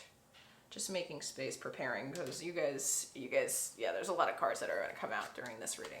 So for the first Spirit of the Wheel card we have for you, we have introspection, Spirit Path of the West with new perspective, retreat, and unity with the number 39. 3 by 3 for some reason. 3 by 3 because 3 times 3 equals 9. So 333 can be of importance to you. Feels like there's a time of taking action though. Like, but you're like, okay, this is weird. What came out of my mouth? It feels like this is a time of taking action. But then I heard another voice in my head saying, but you're sitting on it. You're in this weird in-between state of whether or not you should actually take it or not. I don't know. Are you guys indecisive about something? Okay, that's the first thing that's coming through. Well, yeah, the key word is introspection. But then why take action? Okay, let's continue. For the other Spirit of the Wheel card we have for you, we have the Blue Moon with mastery, recognition, and evolution with the number 28, adding to 10. I just realized I always add the numbers together, but in my head, the first thing I thought of was 3 by 3. So I'm not going to add the numbers here because I don't think they have any significance added together.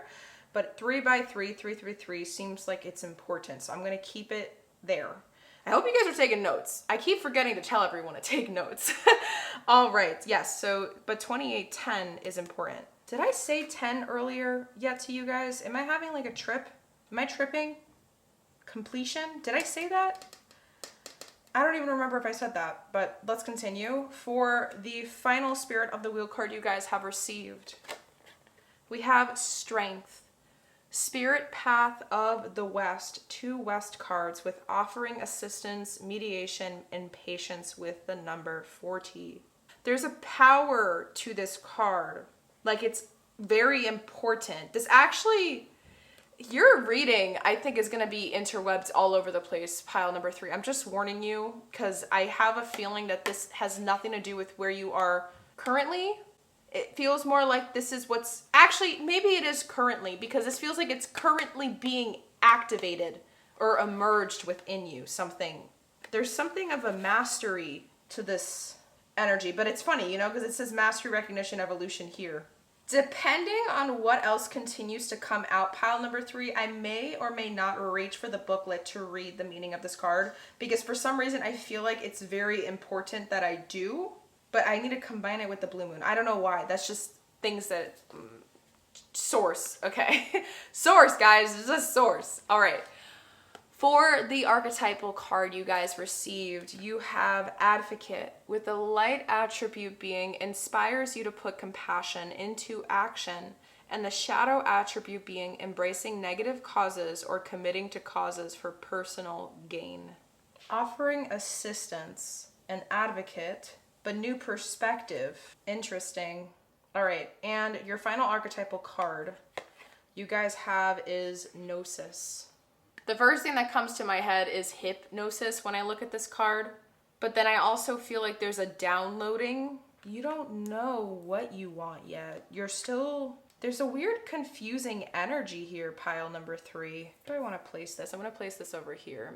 Bluffing. For some reason, Jupiter and Gemini with the keyword bluff is like standing out to me with this card. Like maybe a current path you were on in life, pile number 3. You thought it was taking you one way, but it took you to another. And you were assuming this whole time that it was going to take you somewhere specific, but it changed on you.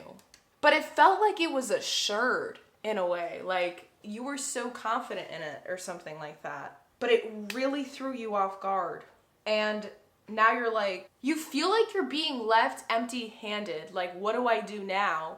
But that's inaccurate. Like, I hear like a feeling of like, I don't know if it's a guide like literally yanking at my arm on the right side of my body, but it really feels like, stop that. Like, don't say that. Like, like someone is just irritated at you. Like literally like going, I don't know why that's coming through, but that's what I'm channeling, I guess. Let's stick with it. I'm gonna just jump right into the tarot because this feels like there's going to be absolutely no sections to how this reading's going to play out the way I planned. We were supposed to use 3 different tarot decks and look into everything. But for you guys, I feel like everything is supposed to be combined together. I don't know why. We're going to keep going with it though. All right, pile number 3, let us take a look together.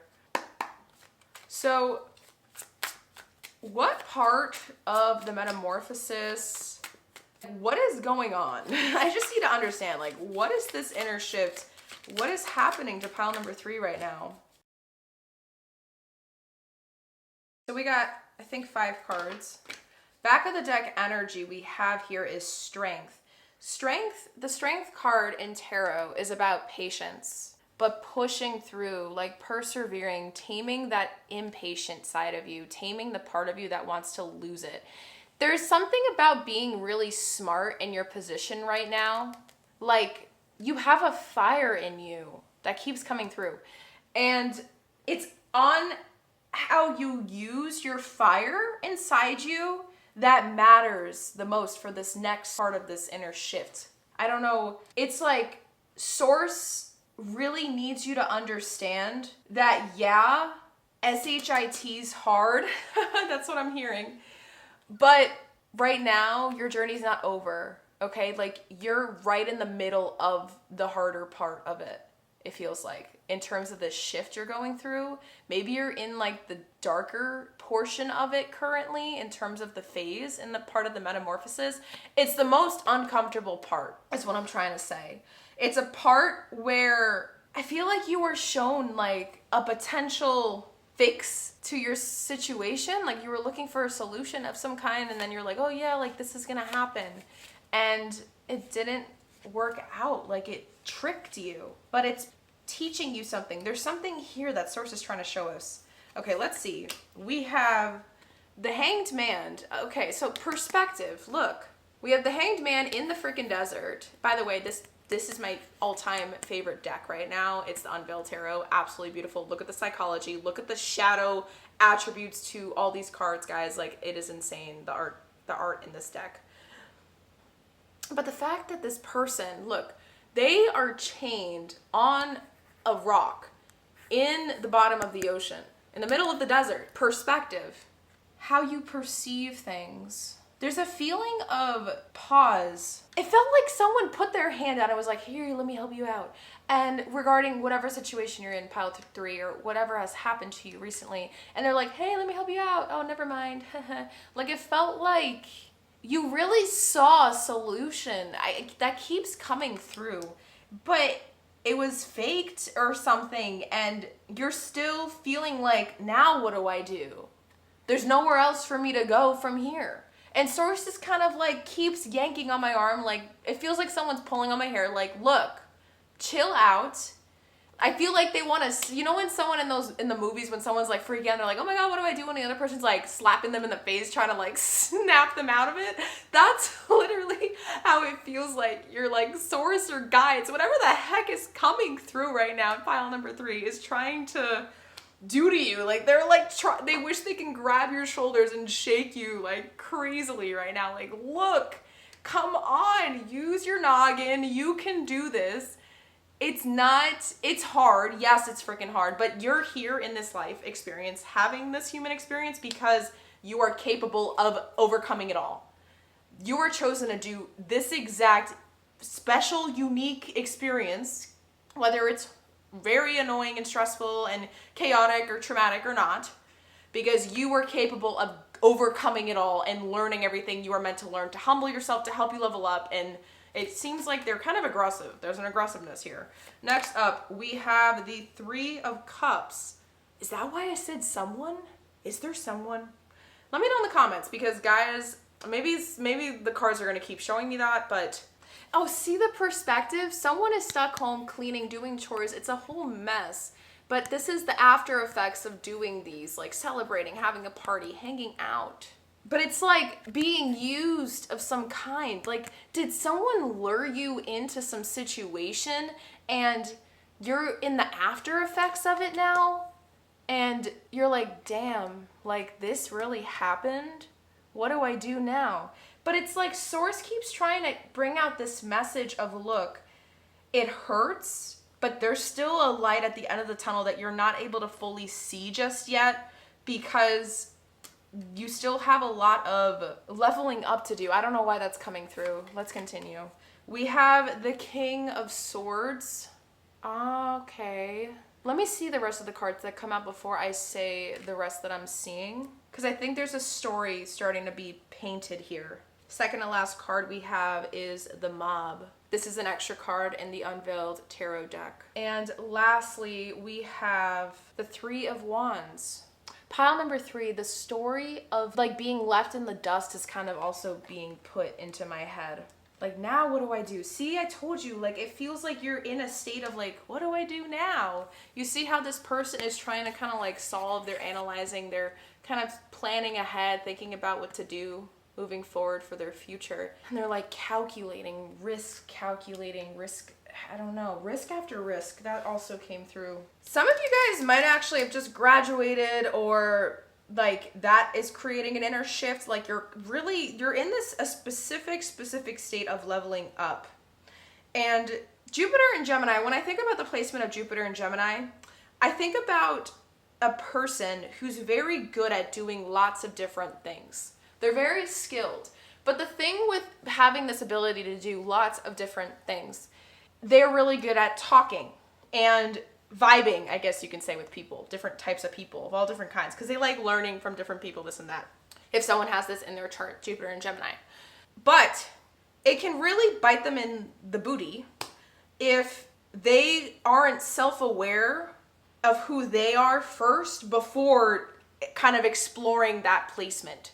Because it can kind of leave them to wear different types of masks for certain X periods of time throughout their life, doing things that maybe they thought they want to do, but in reality they were mostly following the crowd of people they were surrounded by. Like, environmental influence can play a big role with Jupiter and Gemini people.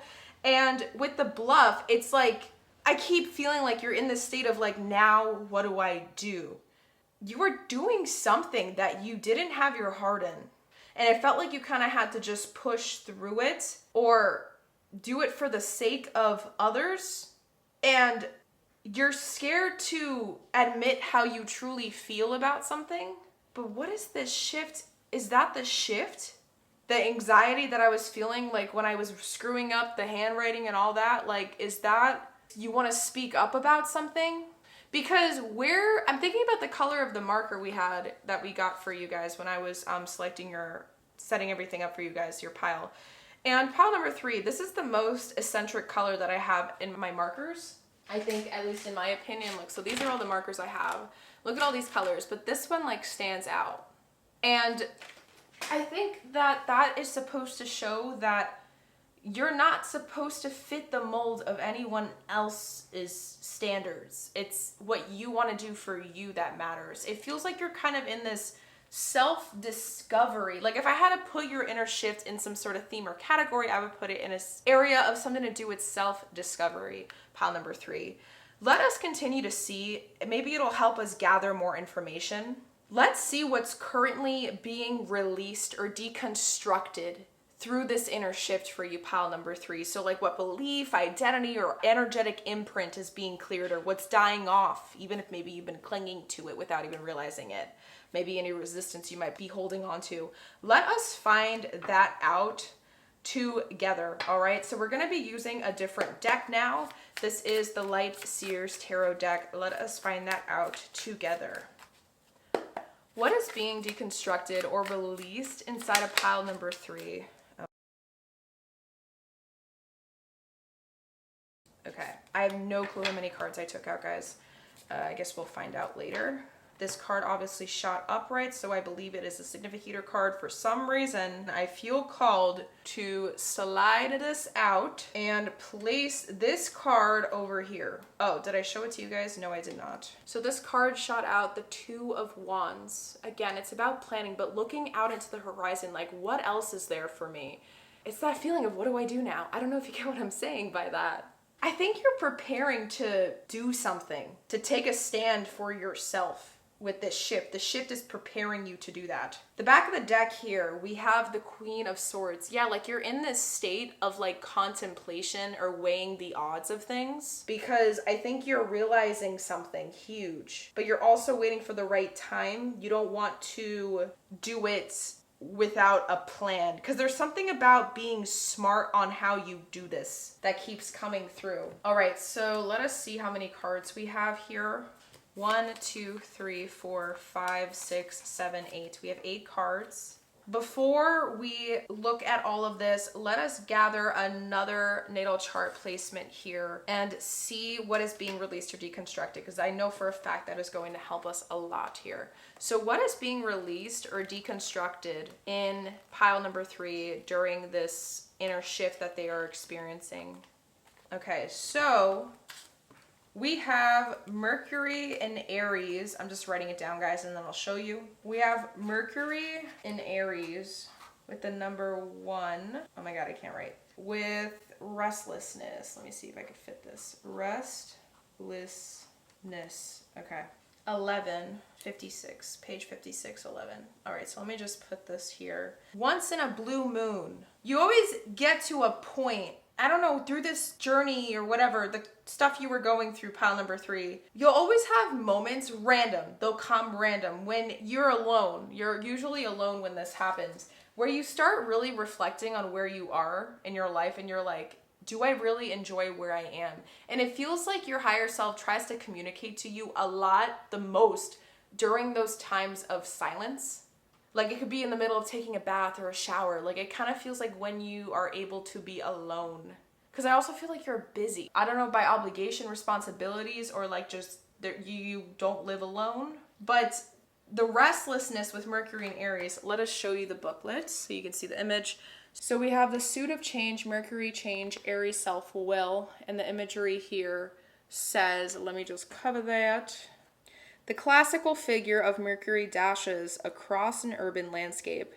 In the sky, the sun is a compass right here, indicating The ultimate in creative possibilities and the multitude of directions in which Mercury can travel. Oh, I love this for you. And for some reason, the sun being the compass, it's following your own personal North Star. Oh, that's so cute. Follow your own personal North Star. I love that, what I just came up with. Or the Wheel of Fortune. This is reminding me of the Wheel of Fortune for some reason. Like, your destiny can change through the next steps you take, but you need to plan for it. It's an action that you're planning for. And I just realized with the word retreat, retreating from something that doesn't bring you what you wanted it to bring you. You thought that's what you wanted though, but it's because you were around so much people that were kind of like leading you to assume that for some reason. Like you were in their world for too long, and then before you know it, you had moments, enough time alone, like enough moments of being alone, like I said, the shower or whatever, where those realizations started to sort of click, and then the inner shift started taking place. Let us see this card that came out to be an additional significator for what is being released.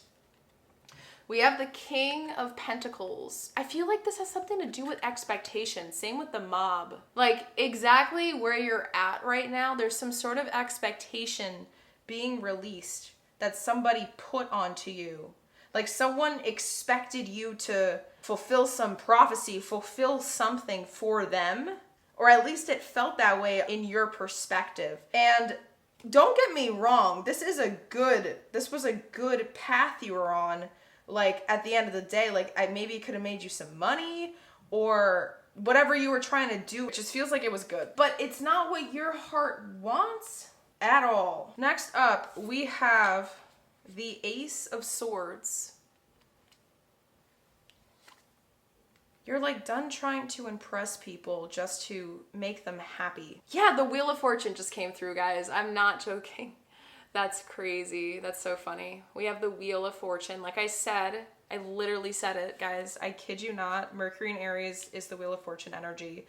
You get to decide exactly what you want to do right now. And I think the restlessness is what I keep channeling. Like maybe the anxiety is starting to leave. Like you're trying to, like the shift is helping. You're in this process of embodying a higher timeline version of you. A version of you that aligns you like a step closer to the life you've always wanted, the life that aligns you with the most emotional fulfillment you can possibly ever imagine for yourself. But in order to do that, in order to get there, you got to let something go that you know doesn't align with you anymore. And I don't think it ever has. It has a lot. It feels like this was something that, why did you think you wanted it though? Maybe you were like, this feels like for someone like that went to college or they thought that they had to do the 9 to 5 because like everyone does the 9 to 5, like everyone does. Like it feels like there was some sort of societal standard or some sort of societal pressure in the mix of whatever was going on with you, pile number 3. And this inner shift is something to do with like, oh, I don't need to be like everyone else. Next up, we have the 5 of Wands. Yeah, like someone was kind of leading you on. Something was. It's like, okay, this is the image that's coming through. It's like someone who's reading a book and they're like really into the book and they're like, yeah, like this is what goes on. Like what happens next? Oh my God, they reach the climax part of the book. Oh my God, this is crazy. And then the ending is like, that's it? But where's this? Where's the like where's the whoa? Like why just this? This doesn't make sense to me. This isn't what I want. I want more. That's what I'm feeling. And you had to, like, I feel like you had to keep yourself small for other people to feel satisfied or, like, happy with you. Like, you had to pretend, keep things cool, pretend to be something you're not. I don't like this. This isn't fair to you. No one should ever have to pretend anything. It's like they kept making you feel small, too. And you believed it. We have the Emperor. Yes, exactly what I'm saying.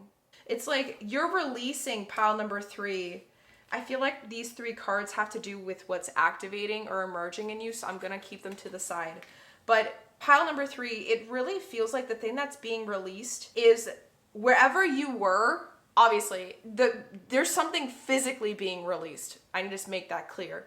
There's something being physically released. It could actually be a person too. Like you're releasing a person, or it could be like a life path you were on that someone was pushing onto you.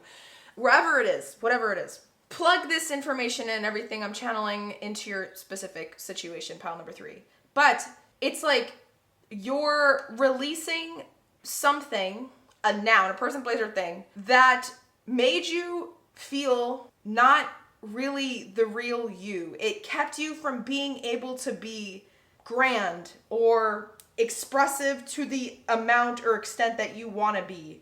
You're tired of feeling like someone else always has the upper hand over you, for some of you, and you're releasing all the stuff that is holding you back from being the true ruler of your life, the true person that gets to call the shots in your life. Like, I feel like there was shadow side of you, or maybe a wounded inner child, pile number 3, that was so, I didn't even realize this until now, but that was so terrified of speaking up about things because they weren't sure how they were going to be approached. Maybe you've tried in the past and it didn't work out, but I'm hearing it's because it wasn't dealt in the right way. And I feel like you're going to have an opportunity. I don't know if it's happening soon. Maybe I'll try to see if I can get a time frame for when. But usually with these types of things, especially when the Wheel of Fortune is here, I don't think, I'll see what happens. We're going to keep looking, because usually the Wheel of Fortune is about going with your gut of knowing when the right time is the right time, but you got to be in the right frequency to do those things, especially when it comes to taking action and like speaking up for yourself. And the only reason why I think it has something to do with speaking up is because we have the 3rd house here with the 1st house, Mercury in Aries with Jupiter and Gemini, and you're releasing the restlessness, and there's mastery, recognition, evolution, and patience here with this card. It's like, in order to master the process of speaking up, you need to be in honor and embody the patience it takes with the Strength card too, and the Queen of Swords, being calculative. Like, when the Queen of Swords is gonna go on a fight or do something, plan something, she plans everything to the T. Like, she does everything with strategy. There's strategy in every action she takes. And when she speaks her truth, there's strategy in that as well. Because she'll know the right time to speak and not the right time to speak. And I feel like you're releasing the portions of you that there's like an inner child thing that keeps coming through in my head. Like, but I want it now. Like, maybe there is a child side of you that had tantrums or got mad easily about things. There's a side of you that is being released right now, deconstructed, and it's like, I feel like it's like a tower-like moment where I keep picturing the Tower card in my head of like this part of who you are, or what you thought was you, pile number 3, was just the fire that didn't know how to be tamed. And I keep thinking about what I said like at the very beginning of your reading. Like, there's always been a fire in you that someone else was trying to tame that wasn't you. And that's not fair to you at all. You deserve to be in full control of you, your essence, your flame on the inside of you, all that stuff, because that's where passion lies. That's where fulfillment and pleasure, true long-term satisfaction lies, if we can work with that energy, right? And you felt like maybe that energy was being messed with, so maybe you developed some sort of anger issues because you always didn't feel in control over your life. But that's being released now, so you can actually step into the real you, the version of you where there is control to be found. Let me pull out a card from my Prism Oracle deck here, just to add a little bit more energy, see if there's anything else that's being released. Thank you, Source. With confidence, I feel called to pull out this card too. All right. We also have love, confidence in love. Anything that doesn't align with love, you're releasing now. Like, I feel like you're done for good. That's why I'm saying, like, it feels like you were given something falsely that you thought you wanted, and you're starting to embody the real you, the you that will help you get to where you want to be. But you gotta be willing to take the risk to get there too. I feel like there's still a little bit of a fear aspect to this, pile number 3, that you're still in the process of moving through. I think that's why it's still a shift right now. It's not fully activated just yet. But with the confidence card, I love the fact that it's the color brown, first of all, because this is such an earth color. So it's like rooted in confidence. This is the right type of confidence to embody. It's like you're releasing all the things that made you think you had to hide this, that made you think that you can't be this and be it in the right ways. Because for some reason, like, I really feel like maybe you were taught to not be selfish or something growing up.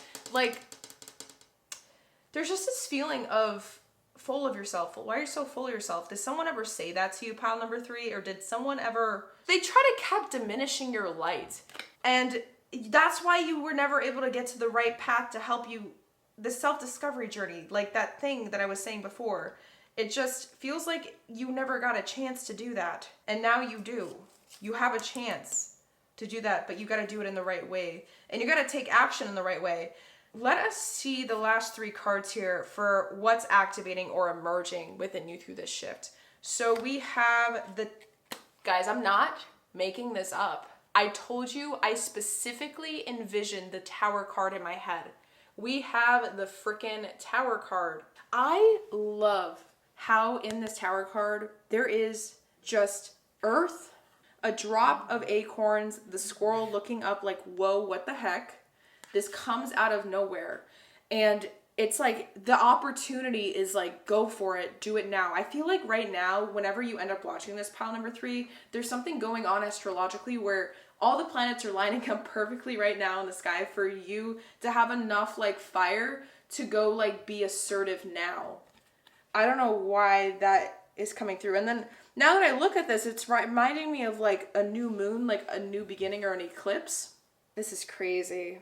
But that's why it also feels somewhat uncomfortable, but it's essential. This is all essential to help you become the you that you were always meant to be. Next up, we have the 4 of Pentacles. Yes, like you're finally putting your foot down. Like you're saying no more. Like you're starting to learn how to set, I think, energetic boundaries in a way where you just had like a huge realization through this shift. Pile number 3, or currently are going through this huge inner shift realization thing where you know the people that want the best for you versus the people that don't, or something along the lines of like what's really your truth versus what other people's truths are.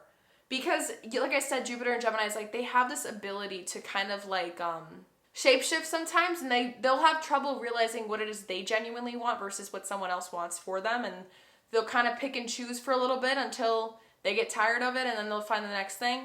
But there is something here that you're going to be able to be happy with through this self-discovery shift where you're going to be like, I can do this forever, and it's your baby. It's like your baby. I don't know, maybe you just realized it, but this is activating in you through this shift. Some realization of something you love that you want to protect with all your heart and soul. Lastly, we have the Knight of Wands. Yes, is this about like some passion, something you're passionate about?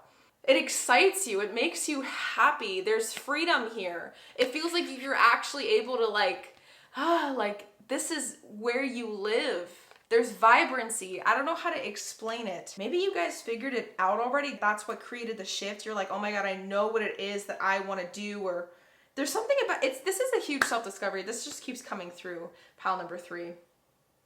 Let us see another natal chart placement for what is activating or emerging. And another channel message that just came through. You're releasing this idea of like not being afraid to be in your truth or stand in the light, to express what you feel, what you want to do, how you want to do it, because you don't need to do it the same way everyone else has for years or centuries or whatever. I don't know why that's coming through, but I'm going to keep talking.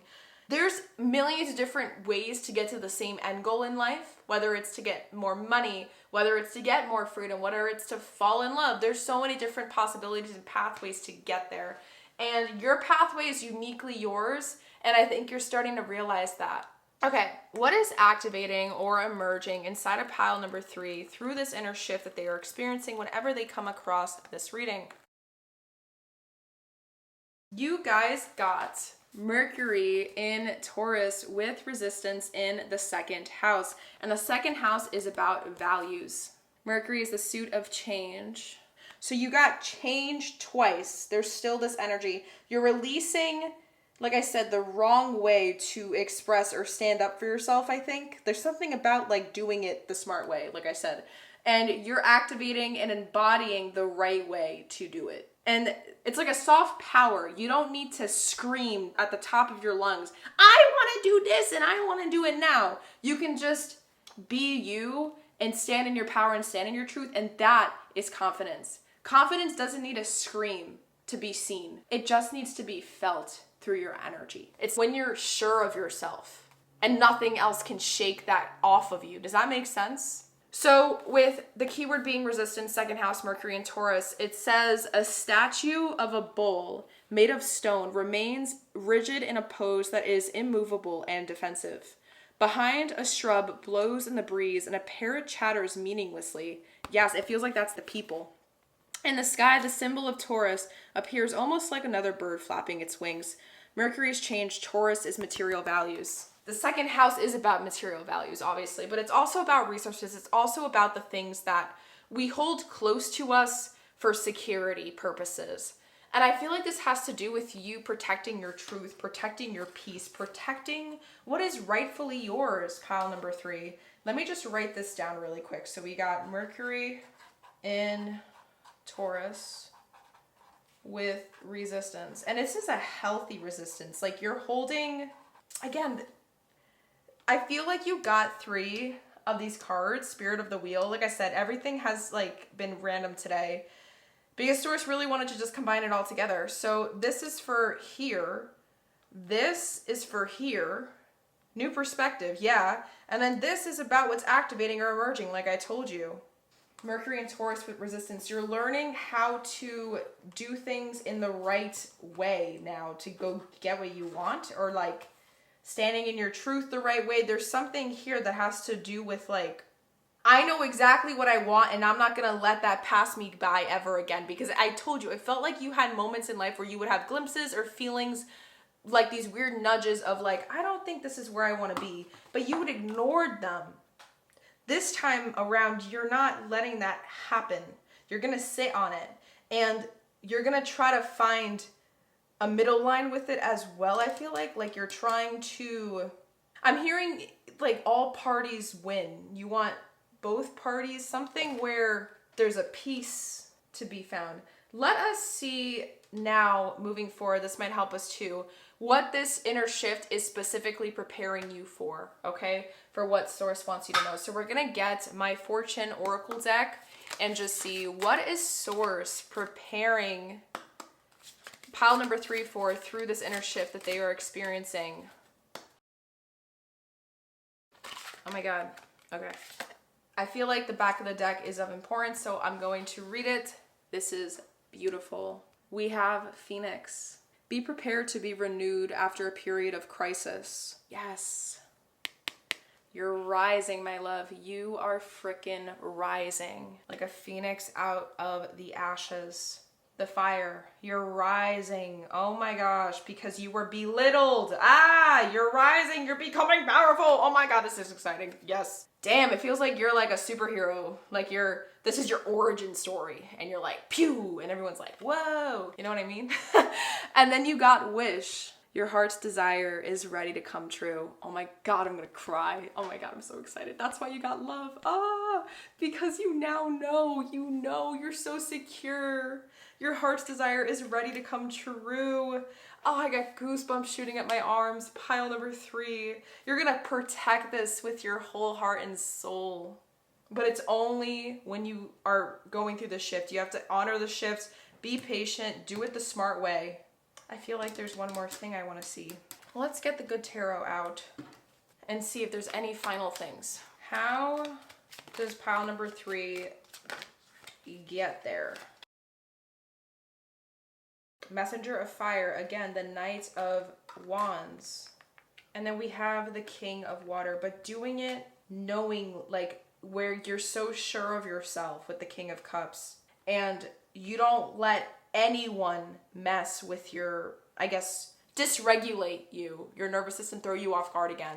Because like I said, you had moments where you thought that this is what you wanted, but like something kept pressuring you to stay there. And you're not allowing that to happen this time around. So how to do that is to take the first step forward. How to get here, become that phoenix and all that through this shift is building. This shift is preparing you to build up the courage to be reborn again and do things the right way this time around is what I'm hearing. And the Three of Wands, yes, like Three of Wands, like you're ready to do this. And the back of the deck is Emperor. Like I said, I feel like you guys are at towards the very end of your shift, pile number 3. Maybe you came to this reading for like double confirmation because we got double whammies all over the place. Remember we were looking for timing? The time is now. There's no waiting anymore. We have no Knight of Pentacles to be found, pile number 3. All we have is Knight of Wands. So maybe within the longest time you should wait to start speaking up or doing this thing that you've been you're preparing for, that this shift is preparing you for, because you need some time, I guess. Not the time is now then.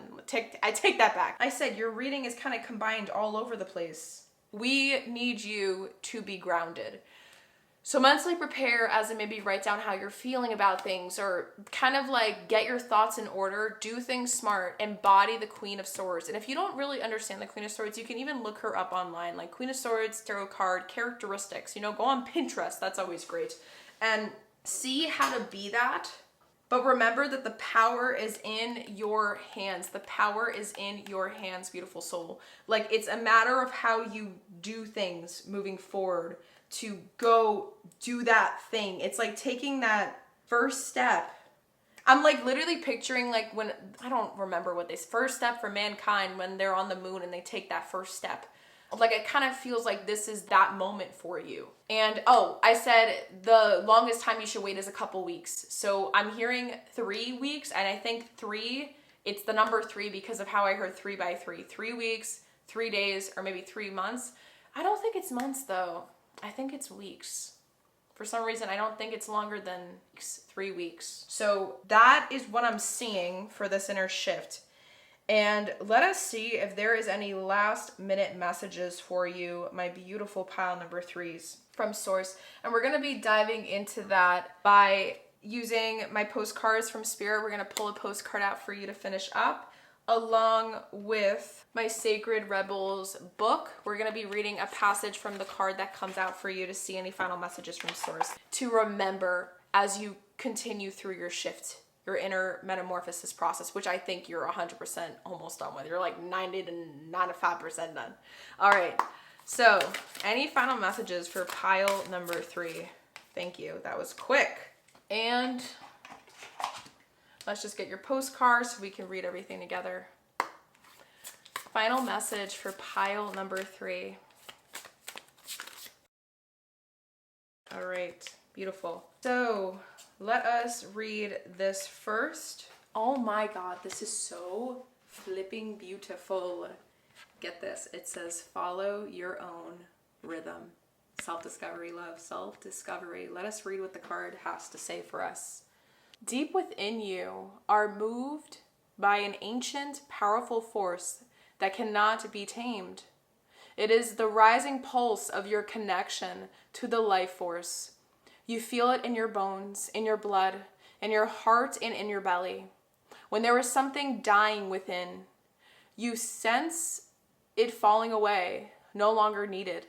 You sense when it is time to rest and be patiently in transition. That's exactly where you're at right now. You feel the stirring of agitation and restlessness. Oh my God, guys. Sorry, this is crazy. I gotta shut up. I'm gonna keep reading. Okay. You feel the stirring of agitation and restlessness when new life calls you to create, to act, to step forward, and to take a risk. You know that you march to your own beat, that no one else can tell you what your inner rhythms are, and that you must trust in your own timing. You cannot be rushed or forced, nor can you be held back when it is time to burst forth. Life celebrates and supports the natural rise and fall of your inner rhythms. This oracle brings you the special message that you cannot miss what you are destined for, nor will you gain anything by trying to push yourself. Trust in the life cycles within, and you will feel the perfect balance between effort and surrender, discipline and letting go.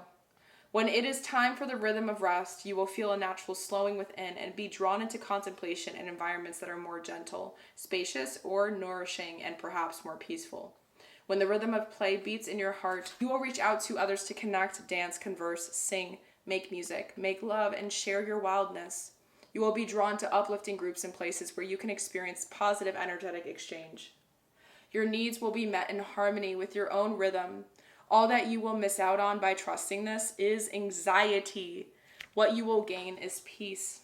You are an empowered individual, and you have the intelligence and wisdom to choose for yourself. Experiment with what works best for you and tailor your lifestyle so that it nurtures your best self into being. Yes, beautiful soul. I'm just going to hold this up for you guys in case you want to do the healing process that this goes along with this card. You can pause and take a screenshot. All right, I'm just going to move so there's the rest of the healing process in case you wanted to pause and take a screenshot. Perfect, beautiful soul. That was perfect for you. And it's change. Number 5 is about change in numerology and tower-like moments. This is beautiful. To finish it up, here is your postcard from Source, your spiritual counsel. Let's see what it says. Dearest you, we are gathering our magic together to help you celebrate your new beginning. Oh my God. You're stepping into a new version of your life, getting to tell a new story as you create it. Doesn't it feel like spring when the urge to expand wells up inside you from a primal space? The form of what you are growing has yet to take shape, and it is exciting to experience this new and fresh beginning. It's normal to feel both push and push back when entering any kind of new relationship. It's okay to admit you don't really know what to expect. What you can know is it's time to dive in and allow that new version of life to take shape through you on behalf of your partner in life, Spirit. You have made it to a new level of awakening and contributing, and we are so excited to see where this will take you next. We are so proud of you.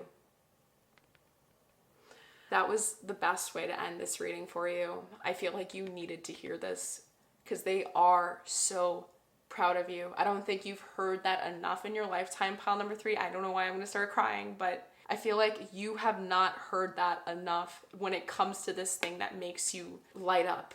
And I want to let you know that I'm proud of you. I know I'm proud of you because of everything I channeled energetically to do this reading for you today. I am so flipping proud of you, and don't ever think you need to dim your light for anybody ever again or anything in general. My gosh, pile number 3.